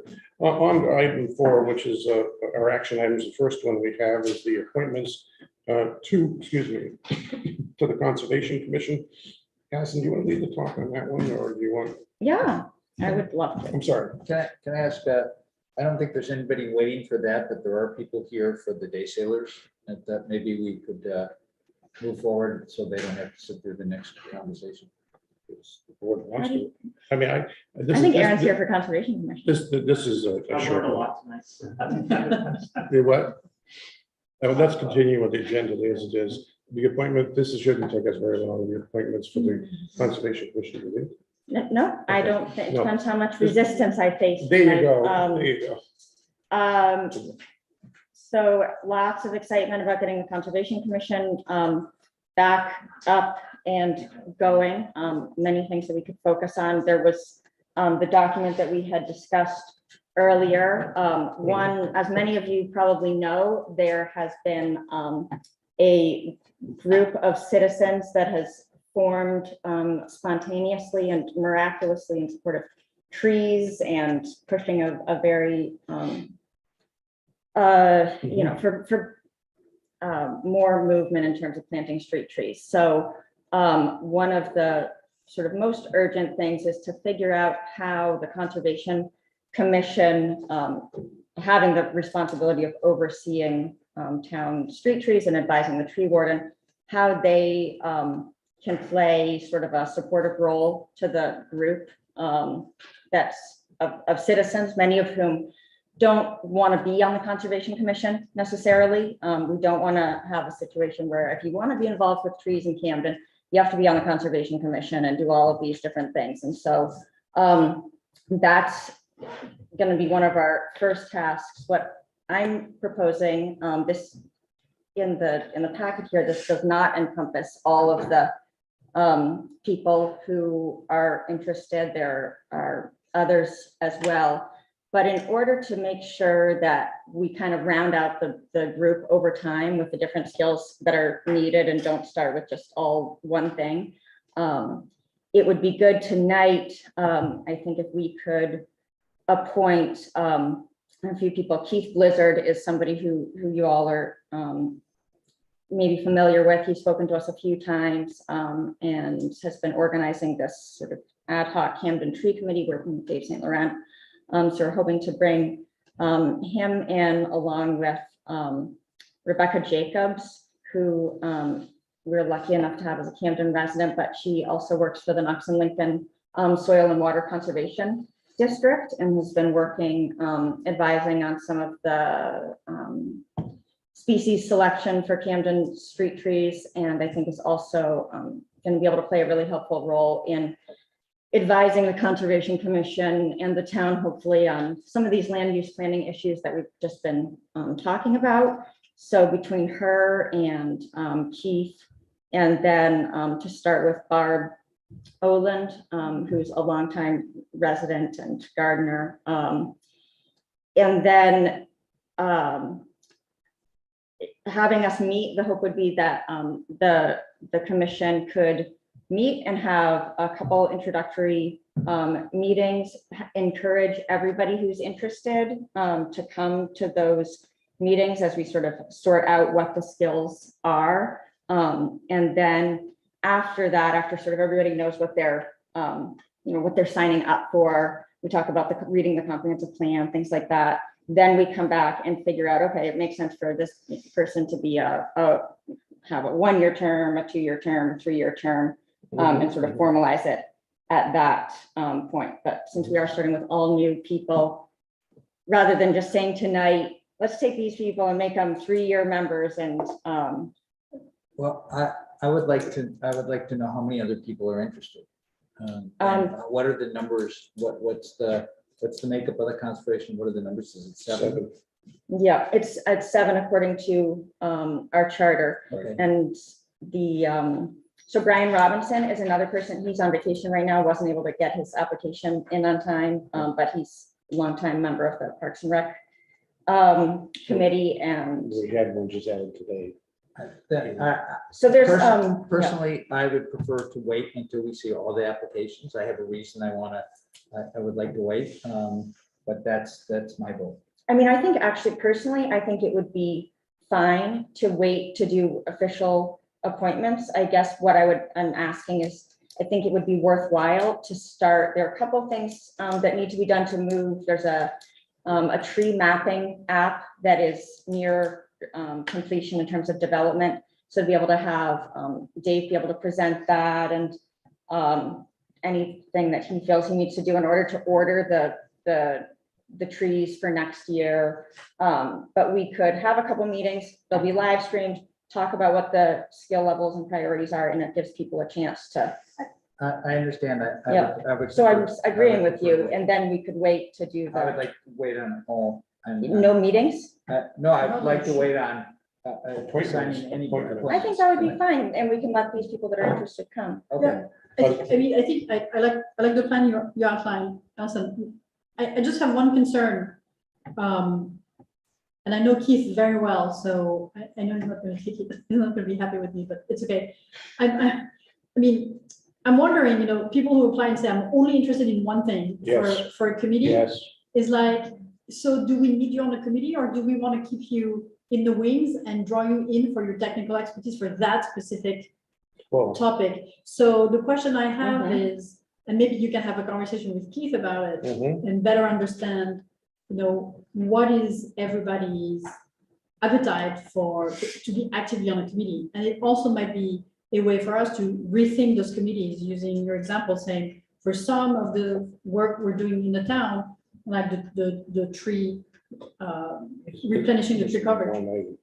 It's one Right, item, exactly. I 100% agree. Maybe, you know, Keith is not on the conservation committee, but he's kind of our go-to person for trees or something like that. So there's already a little bit of stuff arising about, you know, a separate committee from the town that is formed, that's advising a town staff person and different people feeling. So I think that is actually, I think we need to have sort of an open and frank discussion about some of the issues that arise, you know, how you can contribute to the town on a committee versus as a volunteer. Or as a task force. I'd like to have. Exactly. For a task force, for a specific item, we just pull in the expertise we know in the town, we get it done, and then we move on. Yeah, because But those committees that are like forever committeeing. Right, well, we might need somebody else to, because one of the things about people that care a lot about trees, we've learned is that they also don't always agree Of course, on which nobody- trees and all of that. So figuring out, okay, how are we gonna resolve differences about, you know, which trees to plant? And I think that there's a reason that historically the Conservation Commission has been the entity that's been tasked with this, but it hasn't always worked. It's gone in and out. We don't know the right answer. We might need to change that. And I think this is time to be creative and to kind of think about how we want to organize the conservation committee. Do we want to have a task force for trees? I mean, let's be creative here and be You've got relevant and use the skills where we need them for the period of time that, one, they're willing to give us and that we need them for. Mike totally agree with what you're saying and both are saying. I think one of the biggest challenges we have sometimes with commissions, committees, whatever we have going, you really got to decide where they're going with what topics, what agenda items, because if you don't, you might have the wrong cross section of people on the commission. Exactly. All right, but before everybody, Stephanie had a hand up, a former Conservation Commission member. You are state for a reason. So I'm Stephanie Smith, Washington Street, and I was on the Conservation Commission. And I strongly agree that you needed a cross-section of people. When we did the ordinances on polystyrene plastic bags, a community member helped us, wasn't on the commission, didn't want to be on the commission, did the job, off she went. And on terms of who's on it, you have to have a general understanding of the broad scope. And I do believe there needs to be mutually agreed upon priorities between the citizens on the commission and the select board. Yeah. Because if the commission feels like they're being dictated, you must do this, you'll lose people. And so I was on the commission that fell apart. And as some of you know. And We do. and I just feel strongly that these committees can be very effective, but there has to be a partnership and a mutual understanding of what you're signing up Yeah. for. Thank you, Stephanie. You hit the nail right on the head. So I guess what I'm hearing is that we're going to start off with this group, Allison, yourself as liaison to this commission to determine these elements we're talking about in terms of where they're going, what cross-section you want to have, and whether or not individuals who are interested are too, maybe too singular, and or too many of them are too singular. Those are decisions you have to make. So you come back and make a more substantive recommendation for actual appointments. Is that correct?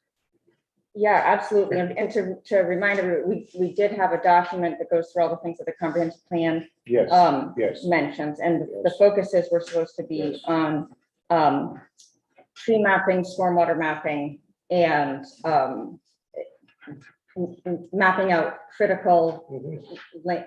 land resources that have already been identified in the comprehensive plan. There's a lot of really, so it's not as exciting as some might imagine. And if they don't, if somebody doesn't want to read the comprehensive plan, the Conservation Commission might not be the best. Well, that's a good test, because we always talked about even committees reading the, the comprehensive plan. Many well-intentioned, but they're rather singular in focus for good reason, for very good reason. But some of those may, to our issue we've dealt with and dealing with committees, the task group, task forces, smaller group may be a better option, but we'll wait for your report after your first meeting. Right? Great, thank you. Sure. On to the next item, which is a request from the day sailors for some modified language to their agreement regarding parking. And I guess, do you want to speak to it, Aaron? Oh, sorry, didn't mean to nail you. I just didn't want to presume I was speaking for them. Hi, how's it going, guys? Same old, same old. Great. You should come. Do we need to, I was thinking tonight, actually, I was wondering how many select board meetings I've been to in my lifetime now. A few hundred. Probably almost as One many as more than me. the last one you came and said that. What's that? One more than the last one you came and opened with exactly the same phrase. Maybe just explain the objective of what, forget about the actual line. Simple, right? We had a conversation in December about changing the parking permit situation. That's for the correct. day sailors. That's correct. It was a You permit, said it was specifically the permit. Specifically the parking permit. Correct. And you asked to move our parking permits up to Washington Street. Yep. Which if I'm mistaken, anybody can go to Washington Street. So there was no special arrangement with Washington Street. Just make sure I'm catching all the details. Just for you And guys. thanks. We'd love to have 5 spots up there. That's not true. I think really what we're trying to just achieve is that we have the same parking rights as everybody else in town. Like if we're not gonna have parking permits, that's fine. But the language you have written in there now without the parking permits basically means is we cannot park down there at all. And that's really not fair. So I just want to I basically just wrote in there if you want to read it.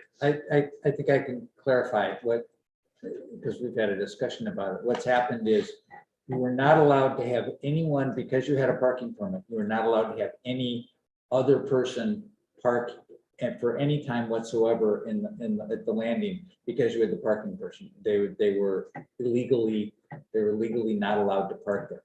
Correct. Now that you're not allowed to park there, it still says that none of your people can go down and park for 2 hours as any other citizen should be.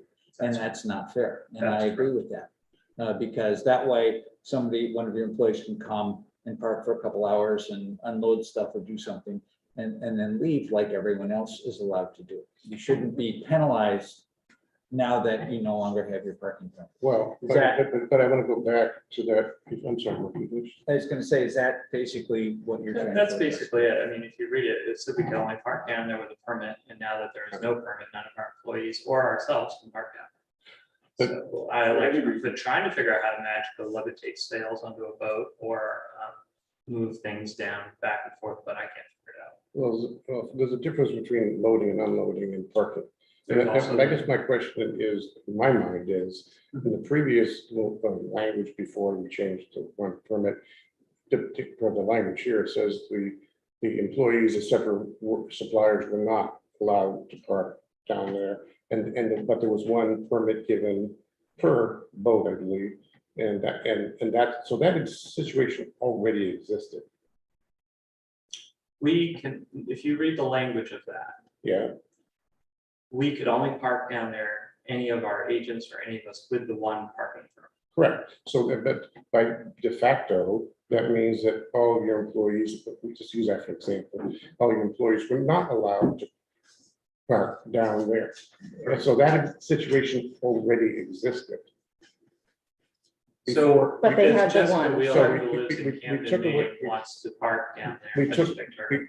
they weren't allowed, per the previous language, to park there per the agreement language. In the, well, the current language, actually, they weren't allowed to park there, that already existed. The only thing that was allowed was one permit for one vehicle Correct. to park there. So that they didn't have the right to park there like a regular resident did for 2 hours. I think the idea was, if I was not mistaken, is that the idea that because we had the special privilege to park down there, that we shouldn't have any other employees down there. Yeah. Is that what you're getting at? No, I'm trying to establish in your mind, your own mind, that before I know you discouraged employees from parking down there in the past. I know you do. You guys did a great job of that, by the way. But this proposed language is saying, well, we lost one space. We were kind of guaranteed in a way with a permit, with a sticker, you're going to call it. Our employees were not allowed to work down there. Now, we've taken away the one parking space. We want to have the rights of everybody to allow our employees to park there. How about I rewind a little bit? Sorry? How about I rewind a little bit? Please. I'm gonna go back to December where we talked about the problems like with a storm. Yep. Or something of that Yep. like, right? Yep. Where suddenly there wasn't any possibility of putting somebody out of harm's way if there were a lightning storm. Sure. I'm just gonna pick that one. But it was, I believe the intention was to work with us in a way that we could all work down there and get along. And I think the other intention, if I understood, was by taking our permits, we were all on the same playing ground, right? So unless all of the other restaurants and inns and people that work down there, are you saying that no employees of the town will be parking in the public landing? Then when you change that ordinance, we'll all agree to it. Is that pretty clear? In other words, Yeah, we're just going to adhere to the rules the town of Camden has always had Right. about parking. Right. Everybody, Right. like, you don't need to write any special language. It just says that we will agree to it. And if somebody goes down there, anybody who's an employee or a boat owner and parks for more than 2 hours, they get a ticket, they get a ticket like everybody else. And we won't be allowed to move our cars per the laws, like from one space to another, right? Without getting a ticket. I mean, it's, to me, seems That's a little pretty, difficult. That's a little difficult to enforce, but else. but, yeah. I mean, I think really what we're just trying to achieve is just to be on the same playing ground as everybody else. And I thought that, at least that's what I thought your intentions were. So it seems from conversations in the past, I think everybody agrees that it's beneficial to the town to not have employees of any downtown business or any activity down there using the 2-hour parking as a place to park while they're working, and then engaging in the strategy of moving cars around.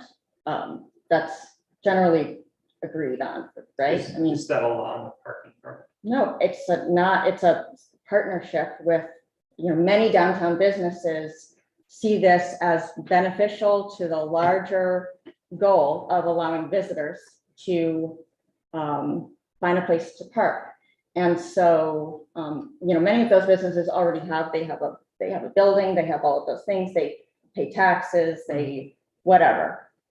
We have these special agreements around town with sort of partnership businesses that there's a mutual benefit to the town and to the day sailing businesses to kind of have this partnership of, okay, we'll grant you the space down here, you operate your beautiful boats, people will be happy, all of these things. And so I understand that it's frustrating to have the to lose something that you've had in the past, but it feels a little bit to me like you're saying, all right, well, we're not gonna do that part. I'm not gonna tell my employees not to park there anymore. It feels a little bit like I want the I town to think that- suffer because No, that's a you putting a twist I'm on. asking you if that's what it's going, I'm just, That's not what I'm asking. Truthfully, honestly, Allison, I have been the police of all my employees for Mhm. years because I actually thought that permit and the way it was written actually protected more of those parking spots down there. If we're being really honest. I've been the police. right, but you're gonna cease doing that. Well, it is so difficult when the only people who cannot use those parking spots at all are my employees, and they see all of those other people. And I'm just speaking for myself at this point. Up until now, I was speaking for everybody, but I'm going to be very clear, I'm speaking for myself because I don't want to speak. That's fair.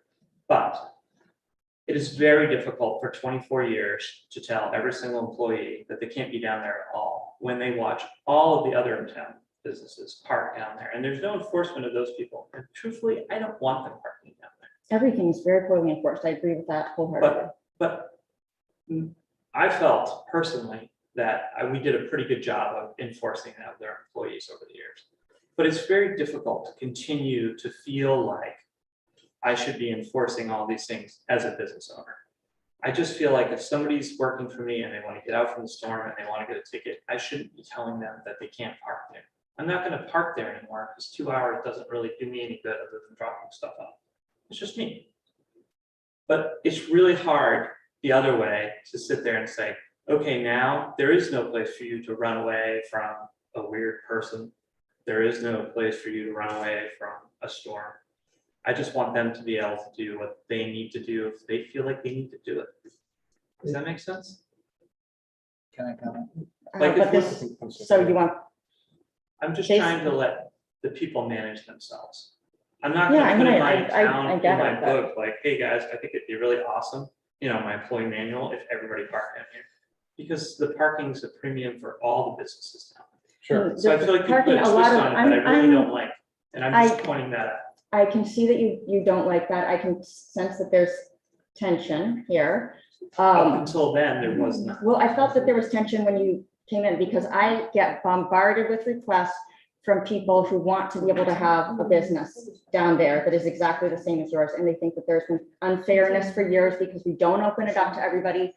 And I recognize that not all of that is, everybody has opinions but you have to understand, we get a lot from people that feel things are unfair. I wish that we could work more constructively in terms of the next step of finding places that are safe for people. Did you see Wendy and Grayson's letter in the Camden Herald? No. It was this really interesting proposal about lockers, and this is what the select board should do. They should put lockers on the side of the public bathrooms and for the day sailors and all this stuff. But it's sad for me to hear you say that I do think the way you've talked about it in the past is that you are really hard on in sort of enforcing that value of not using those spaces. Because a lot of the spaces also get used by people that are on the day sailors that might, overstay their 2 hours or something. So to hear you say that you're not gonna, discourage this parking activity I'm anymore. not trying to encourage it either. Those are your words. Like, I just feel like no matter what I come up with, Allison, honestly, at this point, all I'm trying to do is just take the ordinance that's already there. Like, I'm not trying to add anything special. There's no That's smoke and understood. mirrors. That's understood. I'm just trying to really get it to the point where we don't have a parking permit. I think we've all moved past that. Yeah. Like, as a group, we just were like, hey, let's just use the laws that are already down there. Yeah. I just took the exact wording from the actual police. I read the whole parking thing, Yeah. all 86 pages or whatever it was. Because I wanted to learn. So But I feel like you're adding things in. I don't know why. I feel like, okay, I can see that. I recognize that and I apologize. but I also have been through these conversations for 22 years. Mhm. And I it's, mean, I've been to a lot of them too, so I It's, recognize that. and I'm just trying to make the business work. Like, I'm not trying to, I was trying to go the other way and not ask for anything special and just have it written right in there. Let Sophie, you had a question. So I understand your frustration, but and I'm new on the select board, so I'm trying to learn as well. But I think we removed all the special agreements at the town landing. So you're not, I mean, I know. We just moved the permanent. No, but the businesses, we removed those agreements as well. So everybody is on the same level playing field, which is what you're asking us to do, Correct. correct? Like, that's what you did with the other businesses that you Right. removed, right? You just took them back to basically Right, we following didn't the say that laws. they of the- can't have a Only, I public think the public only landing. exception we kept was for Joellen's space because she had a truck that goes. No, we didn't do that. No, we didn't, You took that one we too. we didn't. we I didn't. mean, I agree that really maybe this is what needs to force We us to wouldn't actually enforce enforce it. the whole thing. We let them, All right. but I think so they're all removed. So basically, everybody's on the same level playing field. I agree with that. One at a time, please. Elliot, do you want to say something? Yes. Elliot, not there, here. You know the drill.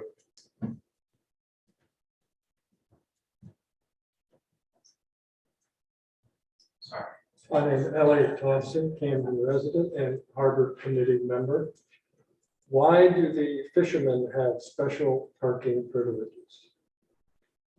Because of federal requirements for, they would have understood when we, because I brought that up, and we've been told that because of grant funding being used in the past, requirements for working waterfronts and allocation of funds, that certain amount of space and parking spaces needs to be made available Commercial. to commercial fishermen. And the hoist was a project that was funded by federal funds. So it's like they don't invest money into making things like that available to commercial fishermen, only to have the town keep commercial fishermen out. Is the We're idea. not going to revisit permits tonight. We're talking about this That's a revised language reasonable recommended by the day sailors. So I'm going to stay enforced in that discussion. But the conversation is about parking. No, the conversation is about the day sailor parking agreement. And fairness, I mean, it's a relevant. Well, we answered No, the it's a question. good, We answered the question. So if you have anything else you'd like to add? No, thank you. Thank you, Elliot. thanks, Elliot. Mark, go ahead. I think the clarification here is that the way this is written, we took away the permit, which is fine. Yep. But the way this is written, his employees are not allowed, because of the language, still are not allowed to park at the landing in any time. And yet, if you work at any of the restaurants in town, if you work at any of the stores in town, you can still go down there and park. You can park for 2 hours and then leave. And all they want is to be a regular civilian, have the same rights as every other civilian. We encourage working people. We'd like to have those partnerships for people employees not to park on Main Street and parking lot. But the problem is there is no law against them doing it. And that's what this is, a law that says his employees can't park there, and that's not fair. If we make it for if we outlaw every employee of every business in town, they're not allowed when working to park on Main Street, to park on the landing, then it's fair. No, And honestly, like, if you change the whole ordinance of town, that's great. I'm actually just trying to like have something that goes forward for a really long time. The thing is, we don't allow every single business to have some of the same, to have a phone line on the public landing and to have benches and to have, so it is a special sort of arrangement. But I understand, and I don't think there's any, the parking abuse, 2 hour, all of that stuff is rampant. And I understand that it would be very frustrating to have, I understand definitely what you're saying. And the solution is really the comprehensive parking study that we've been involved in, and it would be great to get comments from all of you We would love. on that. We had a to- public, we had a public meeting at the middle school and all of those things. So, I mean, it just was the tone of feeling like you were no longer going to even discourage it. That sounds like I misinterpreted. Honestly, I felt your tone was saying that that's what you seemed we were gonna do. I messed up, So I misinterpreted. I apologize. apologize too. We can move on beyond that. Aaron and I like each other, I think, mostly for the most Anyway, part. to your point about the businesses downtown, I would like to see us pursuing them from doing the same thing, not permitting, it's a partnership. You can't require it. You're right, if you change the orders or something, but you to have the businesses, the restaurants it discouraged the people from parking downtown, parking more remote lots, exactly what the town of Camden has done with its own employees. Well, honestly, I think Right. that parking lot, when you put it up there years ago, was a game changer. 'cause I Well, worked there for a long time. I get it, I get it. But, just parts of this, like, I couldn't and proposed to other people, and I should say, better stop, we, the day sailors, could Yeah, not. yeah. But it's like supplier, contractor, agent, like if in the past, somebody had to come down and work on your engine, you could give them the pass, right? Right, And the mechanic could spend the whole day down there. right. But then reading the town ordinance on parking, both the chief of police and the harbor master could give you an exception to the rule if there was a problem. So why not use the law? That was like first part that brought me to this. Mhm. And then, as far as the rest of the, trying to read through here. No, I get you. I mean, but we kind of have all are gonna have to try to figure out the storage of brochures and other supplies. Mhm. Like mostly, we like to think that you guys are gonna work with all of us in this, because I thought that was the tone of the first conversation, right? But there's still whole parts of this that we need to figure out, maybe like a loading and unloading zone. Yep. Really, we just want by April to be able to park down there for a couple hours for bringing our sales and not think, reading this, that you could possibly have your permit for Got it. day sale being revoked. by We the- just really discussed that with you. I guess my question to our partners is, are you going to encourage or discourage your employees from parking down there? I will discourage my employees from parking down there. I do feel like at some point it would be nice to not have to be the only one. Like, I don't want to be the police of it, but No, I don't know. I'm not asking you to be the police of the other But day, so if- we're not all here. if the weather isn't good and somebody wants to park down there, I don't want to have to, I don't want to write so specifically in my, my employee handbook that you can never park down there. I think I'd rather have a training and be like, hey, guys, this is the way it works down here. If you use the parking, then we can't give that to other people. But truthfully, honestly, if you read all of our permits and this, the way we've supplied information, and you go back to the original parking conversations from 2000, you would actually also know that all of us have to publish parking, for our customers, where they can go in town for free. We actually tell them that they can't, we don't give them permission to park in the parking lot. People go up there and say, we have validated their tickets with police officers before. I've been entertained by that over the years with Scott. We don't validate anybody's parking. I know you don't. But it's also written on our website. Yeah. Some of it's written in our Yeah. online agreement. If somebody buys a ticket, it's like we don't, Yeah. we have tried for years knowing that Yeah. we do not want to be the cause of the parking problem there. To think automatically, suddenly we're gonna switch and just start promoting that all of our employees park down there. That, I guess I felt was insulting, but maybe, I That- just misunderstood, I just but clarified that. but I just realized that, I feel frustrated because I've had the same conversation for a long time, and I like to think I've done a good job over the years. So Yeah. maybe part of Well- that frustration is just feeling like, hey, Aaron, thanks for doing a good job down there with your employees. You've done a good job keeping people from parking down there. Yeah, It's been really nice that you've worked on pushing the people that are on the boats. I think we not- all want your appreciation occasionally, and we all Yeah, gotta well, I feel think- sometimes, Aaron, you're and I one of the only apologize. business owners that actually does make sure that your employees Yeah. don't park there where Yeah. they shouldn't be. And Yeah. thank you for that. If that were pandemic, I'd have less concerns about this whole discussion. But any language, if I left the language the way it is, I gotta trust you to do the best thing you can do. Even when it's written there, nobody's gonna go running after you to have an employee. Have you guys who's ever down been ticketed for, they don't? Yeah, I don't. I've had tickets put on my Because car they- because the permit blew off in the wind. I mean, I understand, You there's a couldn't go, 2 hour, there's yeah. a 2 hour limit and you have to respect that. You're gonna get tickets if you don't, or you Yeah, lose your. permit. but I have not had a ticket, not one ticket in the town of Camden since I had that permit. Mark, Okay, in order to get this, I'm gonna make a motion that we change the language as they have, and to the parking, eliminate the F in yellow and replace it with the F in blue. I'll make that motion so we can move ahead. And however the select board wants to vote on is fine, but I think that's fair. They're treated like every other person in town. Thanks. Knowing that they're not gonna encourage people to park there, but they just wanna have the legal right to have somebody come for 2 hours if they need to for some reason. Somebody has a doctor's appointment, they have to leave early. If somebody has you know, They don't have, I mean, maybe the ticket sellers do, but none of my employees have time to move that car again once they come to work. They're like- They don't have enough breaks. They're yeah, busy. this is just to make it fair, so they have the same rights as every other citizen in town does, workers and non-workers, unless we change the law for everybody working in town. It's not fair to single them out. And honestly, if you tell me one of my employees has 28, parking permits or or tickets, or I come down there and I see a boot on his car. Yeah.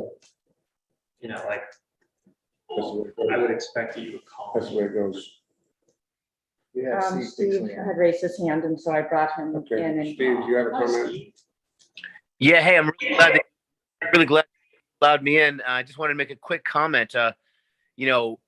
It's nothing new that parking has always been an issue down there, but one thing that we could do is we could take one of the fishermen spots and, for part of the season, especially while they're doing fit out, we could mark it so that was a specified load and unload just for day sailors. That's an option. You're used to load and unload, but Well, we But do unload, we already unload. have a loading? I think it needs to be zone? expanded That's a little that's bit. for the. It's just for fishermen. I went down. But there's 12 spots and there's only 6 fishermen, right? It's not quite like that. We did this. I mean, It feels like the that, but- idea of dedicating some space to emergency days or bad days for space for protect people is a possible option. I mean, you can always find something like that. But I think the motion at hand, the only thing that my comment on it is, again, I see the language. We've got a harbor master, I have to trust to do his job, and then you and many other day sailors around here, right? To trust them to do their job too, to work with us to not have this be a place where the cleverest are gonna move every 2 hours. That's all. And I just think that that's where the partnership comes in. Not, the language doesn't mean anything to me, to be honest with you, because nobody's knows who an employee is. It may already be making an exaggeration, of course, that not one of your employees, but they may be doing already. We don't know that. I just know I see the same cars every day, so. No, it's not yeah, I mean, difficult for me. the other businesses, I would, if we get my option, I'd be talking about business, but do not allow your people to park on the landing or Bayview Street or whatever area you want around. Restrict, just prohibit it. Maybe we should offer a bounty. Again, this is exactly what the town of Camden did and Audrey did with the whole set. We don't have the parking space inside the building anymore. We don't, they're all walking to parking lots. Yes, they work indoors, they're not working in a hurricane, but Does Some of them do. anybody have a permit down on the public landing now? I've honestly, I just kind of detuned for. a not couple aware, months. no, there's no, I'm not aware of any Like permits on it. Steve or Nope. anybody? Steve does. I'm Windjammer. sure. I Steve bet. has a he- parking spot Yeah, he is. for- Yeah, Steve has a parking spot. That's. I thought you said there was like Now, a- I've told him as soon as this goes into effect, he needs to also. Stop walking. Well, Steve likes to walk. Yeah. But I'm, Aaron, or you know- there's also times I'm asking because there's also times, honestly, Steve needs to have his truck down there. too. Right. It's like, it's- I guess, 1 second. All I'm saying, Aaron, is, whatever the language is, I think we can affect exactly what you're saying. I don't care what the language says. Yeah. I think we're playing with something that's not, is not as big a deal as you feel it is. I really do. But let me ask from Mr. Joel. Since you're raised, Dominic Joya, Camden Harbor Cruises. Residency in Camden, yeah. So I know when we did the park and pass meeting, I talked about, inclement weather, so I would usually give my pass to my employee and stuff like that. So we were kind of hoping that, and I said, what do I do then? And then I think, Bob, you mentioned that, hey, we can talk about this again later on and possibly get up a little, order some sort of tent or something or whatever. And I was kind of just laying back on that because I was kind of hoping that this could pass and would be, just kind of treated like everyone else in town. Because then what I was thinking was, well, on rainy days, the parking lot's not full. Why couldn't my ticket seller on a rainy day just sit in their car in between and I'll pay the whatever ticket it is for that day? I mean, that's kind of where, and But the way it's written now, then I could get penalized for that as far as losing my license and all that stuff. So that's why, one of the reasons I was kind of hoping that we could just kind of be on level playing grounds. I don't think we should go as far as removing the license. Right, but I know, but that was always a threat in the past. That's what I told our employees, that, hey, we can lose our day sale license if you get caught parking out here. Good reason, yeah. Yeah, that's what we always told everyone, just so it was. Last comment, Allison, you want to? Yeah, anyways. Well, I mean, I think that I'm a little surprised to hear there hasn't been any conversation about some of those things that we I agree. talked about, because there actually has. I mean, just a few weeks ago, down on the public landing with Steve, I don't know if you wanted to chime in here, but there was some discussion about with the aquarium that is being proposed by the group there, and some ideas about a couple parking spots there being. We were looking at where the current sort of lockers are and thinking, how could we expand that? Is there a way to incorporate that into this aquarium that C is going to be doing? Can we have there's been requests for bike racks. So there was sort of just this an initial meeting of like, hey, is there, we talked about this with the day sailors. We know there's desire for there to be a water fountain that's easier to see down the public landing. There's actually a really great article or letter to the editor in the Camden Herald that was just all about lockers for the day sailors, which, so I do think that, and maybe it hasn't come to you yet, but there has been thinking there, and I would love for there to be a place there that just out of the rain too. And I think a lot of people would, so it shouldn't be that hard just to come up with some kind of a thing that, I don't know. Well, I totally agree with that. I'm disappointed that we talk about these things and it doesn't go anywhere. And that's frustrating to me too. I would like to believe that we have a partnership. I'd like to believe that we turn to whatever we approve and don't approve tonight, that we have a partnership that says we're going to discourage employees from parking there, except for, I don't need words to tell you guys that's what I feel. And that's my only point. It's just, I get your point about the ordinance and stuff, but I don't care which words we approve or disapprove tonight. That's what I feel. And I think that's where we should proceed. I think we're spending way too much time on wording of ordinances and that kind of thing. If you talk about the partnership, I think we have that. Again, I mentioned the last meeting we tried to work real hard with you all when we had a pandemic going on and tried to relieve some pain, especially for the winter generation, you all too. And that was all part of what we talked about. We haven't raised your fees, because there was a concern about that, if you recall, back when we were doing these licenses. So I think we have a partnership. I think we're spending too much time discussing the words. I don't care which way the words go. There is a motion. There is a motion and any further discussion? If not, all those in favor? It hasn't been seconded. Oh, yeah. No, Okay. I seconded. So seconded. All those in favor? Oh, so now you can't park anywhere. That's like, what did we vote on? Yeah. Thank you. Thank you, Aaron. Thank you, Aaron. Thank you, Aaron, and all the rest of your crew. Keep the communication coming. If you see a mechanism to protect the employees, we're all trying to save parking spaces. You all know that. If it's something we can do, let us help you, and we'll put some fuel on the fire in what we need to do as a town to accomplish that. Thank you. Thank you. I just one thing, I think the important thing is, I think they understand, the more people that come down and have parking and discover that the day sailors are there, they will get better business. They need people to circulate through there. I've always thought that was the best rule you had in that whole thing. Yeah. All right, I have to move onward to reports. Allison, no, that's Audra. Have a great night. Thank you. Good night. Audra, do you have any reports you'd like to make? You're gonna hear plenty from me later. Yeah, me too. Just a discussion item. What? Number 5. Oh, I'm sorry, discussion item, moratorium, discussion about moratorium for piers, docks, floats in the outer harbor. Outer Harbor, Mark? Coastal Harbor. I have a question for Jeremy. I remember I think in the planning board meeting, at some point, I remember somebody saying that the pier we just voted on last week or like 2 weeks ago was the last or almost the last available slot for our ordinances that could be put in the harbor. Is that true?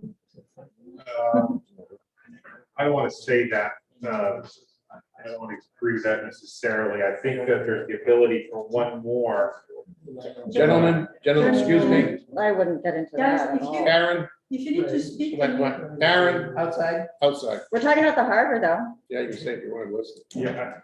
Just I mean, kidding. Mark, I mean, I no, have to- not kidding. I Cheers. really have to look at it again. I think that there's one more potentially that can get in there up here. Up the coast from up into the harbor from that, where that last one was permitted. I'd have to, Okay, just curious. yeah, I'd have to look at the numbers and measure it all. There's probably not a lot, but I don't think it's zero. Yeah, I think there was one, and that, as I recall, there's one possible, because you look at the, I have the ordinance, the harbor ordinance, I don't know by heart. What? But there is a stopping period. Yeah. None can go beyond a certain point, if we're very close to that point. Right. But we disagree. There was, remember the thing Criterion. with that other, we went through a lot of round and round about whether a gangway pinned to ledge attached to a mooring float constituted a pier or not. Correct. And it was, And I and we think- agreed that, I think the answer is it doesn't constitute a pier, breakwater, or wharf, but it does constitute a structure. Or float. right, and so we're trying to, the idea would be to kind of try to deal with some of this. Well, I think that's the purpose of moratorium, is to look at, if we do it, it would be to give us some time to take a look at the elements of these definitions in the private sector. I'm sorry, in the residential sector, which is where most piers, docks, floats. In the outer harbor there. In the outer harbor, yes. And that's what it would be for. One other question. Yes, sir. Would a moratorium affect what Lemon Morse. Lemon Morse would be? Not if we limit it to residential. Okay. They're already not able to, they need an ordinance change to be able to do what they would want to And do. they're in a harbor, not out of They the work boats. on an ordinance change. I mean, keep in mind It's that a a moratorium, commercial. you get 180 days to work on or to fix the issues, right? And then you gotta fix them and you gotta work on that over that 180 days to come up with amendments that address the concerns that you had that brought the moratorium into being, or the moratorium goes away. If you can't get there in the 180 days, then you do another extension of that moratorium for 180 days. Correct. I will say Lyman Morse is, I know they've been slowed, but they've have a lot going on over it, obviously over there. Their project is not done, and they are still hopeful that that project moves forward, and they are hopeful that they will have ordinance amendments in place for November to go to voters. Right, but we're talking about residential here. If In that's my the mind, case. in my Yeah, mind, in my let's mind. be clear that. Yeah, we need to be residential. very, very clear that, Michael, this is just me Yeah, yeah. speaking. I not think just you the need to board, be but- careful, and I defer to Bill, but I think you need to be careful on, I think you need to craft it in such a way that it may not be so black and white as a residential versus non-residential piers. I think you need to find the area in the harbor that you are concerned about and craft your moratorium language for that area. Let's make it simple. You see what I'm trying to say? Jeremy, it's simple. I personally don't feel we should do anything that prohibits the Lyman Morse project from proceeding through the process. I So understand. whatever, however you define it, the Correct. question is the board supportive of drafting some moratorium language for consideration for about June, about November, whatever, but that's the purpose of this discussion. Because we don't have that language in front of us, but like, I believe that's easily defined. Right, I just wanted to be clear, I don't think you can have it be commercial versus residential. Yeah, I understand. You need to be more focused on the area. I understand, yeah. It's again, the criteria, as long as it doesn't impact the Lyman Morse project, the rest of the harbor, we can certainly consider the moratorium. But wherever the areas are appropriate. This is a discussion item, we don't vote on this, right? No, we're not going to vote on it, but if there's, and if the board is generally supportive, we can draft language. And by the way, if you draft language for a moratorium, it still can be voted down by the board, of course. Or by the voters have to approve it. They do, it has to go to ballot. This It is has to a, go to ballot. Allison? so, I mean, really, in bringing this up, it's, for me, nothing more than following up on a lot of work that was done by town committees just a few years ago. This is an article from 2015 where the Harbor Committee and the Planning Board, through an extensive process, proposed that there be a ban on any new residential piers in the Outer Harbor. They went through a lengthy process, people whose names you would recognize. Both of those boards felt, for various reasons, that it just wasn't in the town's best interest to have more of these private residential piers, because so few people use them, they infringe on public space. There aren't, at that time, they identified, I think it was like 4 more places that they thought would be likely candidates. But in many cases, what's happened is that there are places that never would have seemed like a likely location for a pier or for like a long ramp or this or that. They're deciding to do it, even if their boat can't be on it, all the time. So we're seeing more. What happened when the Planning Board and the Harbor Committee suggested this to the Select Board is it was a split vote, 3-2. And so it was one Select Board member at the time that prevented this from going to voters. To me, this is just a perfect. The actual changes going to vote. Right, they took that part out. And to me, because it's public space, it's just one of those perfect things to give voters an opportunity to weigh in on. Do you want more of these or not? And sometimes people say, no, I don't want to infringe on property rights at all. Right. And sometimes people say, no, we feel like, public property is getting taken over too much. So I think it's a good opportunity. And also the Sherman's Cove quasi ramp structure situation. We need to stop more of that from happening so that we can look at what what the implications are. Also with sea level rise right now, we have a situation where we're forcing people to build. If they do build, they're building it below the level that we know to be high tide and storm surge. So we can't responsibly continue to do that. The big question I have, Jeremy and Audra, is really to you two, is that this is March 15th. We have a stack of stuff still facing us for budget warrant and blah, blah, blah. Can we accomplish this in this time period if we want to get something to the June ballot? This is easy. You keep hearing that. Everything's easy until it takes hours to do it. Yeah, we have 17 easy things. Yeah, we have 42 easy things. It's all about the timing, and it's possible. Everything's possible. It just has Everything's to work. possible. I mean, the language for something is not tough to do. I think craft the area that we want to, have a moratorium address, that's pretty Well, easy this to do. principally goes through the legal bill. This really goes through the legal more than anything. It's a moratorium would fly or not. Is this in your view, something that would be difficult to craft in the time period we have and get approved? I don't think so, but keep in mind that there's nothing magical about this going on the June warrant. It may be if you're feeling very crunched between now and April 12th. Yeah. April 5th. Well, April 5th is the board meeting, but April 12th is the deadline for warrant. Language. But you have to have a special meeting. Exactly. We'd have to have, if it wasn't the 5th, one more meeting. We have two actually, next Monday and the 5th. April 5th. Go ahead, Bill. So what I was going to say is there's nothing that says you can't adopt the moratorium through a special town meeting. Right. With some 7 days notice, which means you can adopt it earlier than June.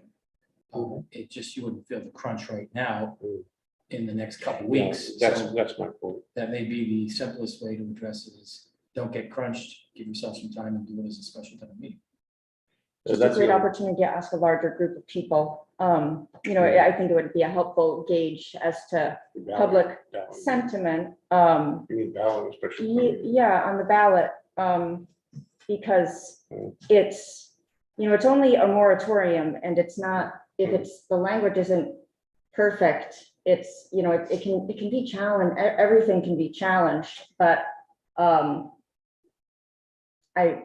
I don't know, it all right, just seems that- fairly simple to take the language from the Let's harbor not- committee. Yeah, we have a plan. Yeah, I think so. The plan should be to develop some language for moratorium for whatever days. And I'll work with Bill and get language. And done. if we get any bumps, we'll deal with it when they come. But it should be focused on, what we've already discussed, on the private side, on whatever words you use and how you define that. And not getting away a Lyman Morrison, we'll see where it goes, we have a little bit of time left. I Yeah, hear the we'll board. get the language done and we'll get it. I hear to Roger. I hear the board going like this, so it makes a lot of noise when they do that. Agreed. But that's what we'll do. Thank you. Thank you. Back to my statement, town manager bypassed, select board, Sophie, Marco. Oh, yeah. Let's see. Let me look at it. Couple things. Last Friday night, I went to one of the, I hadn't been to an opera house event in a while, and I went to see Chris Ross, who's an amazing singer-songwriter. And I could hear the changes that the federal funds that were given to the opera house because of COVID, they've used a lot of those to upgrade sound and video. And the sound was as good as I've ever heard in an auditorium. It's a perfect auditorium for sound anyway. And the new pieces they put in, it was just crystal clear. It was such a pleasure to attend a concert at the Opera House. So I recommend, there's stuff going on almost every week or every month. I can't recommend, if you haven't been there in a while, please go. One other thing I mentioned, again, I just want to remind people, if you need help with your oil bill, electric bill, please contact the town, we can help. And I think that's important. And I would like to request that the news people that are watching this meeting, put that out there so that people know that the help is available, because it's a tough time right now. And lastly, I'd like to thank a gentleman who's not here anymore, Bruce, who's been our tech person for a while. Janice is taking over tonight. And one of the things I've been looking at is we've had some difficulties technologically coordinating. Allison's doing a lot of the work. I'd like to see if we could move forward, and when we get a new replacement for Bruce, that we incorporate that person's ability to run all the technical stuff, so Allison's not having to stop and take our mind off the board, so we can have a little smoother operation. Thanks, Mark. I don't know if that person's gonna be able to follow Bob saying which page and all that stuff. That's a special skill that Good point. follow along in the select board. Ms. McCullough, go ahead. I think everybody's heard enough. I think everybody's, never. You're like, yeah, I think so. No, I just think the hour's getting late. and Yeah. There's lots of things to talk about, but we need to move on. And I would request a motion to leave the select board meeting and go into executive session under MRSA 4056 C and E. I'll make a motion that we adjourn as a select board and go into executive session for MRSA 4056E, legal rights and duties. And 406C, which we approved, Mark, and 4056C, which is contract negotiation. And 4056C, which is contract negotiations. Thank you. A second. Motion made, second, any comments? All those in favor? Okay, Janice, thank you. You could, Thank you, Janice. we'll take a 5-minute break.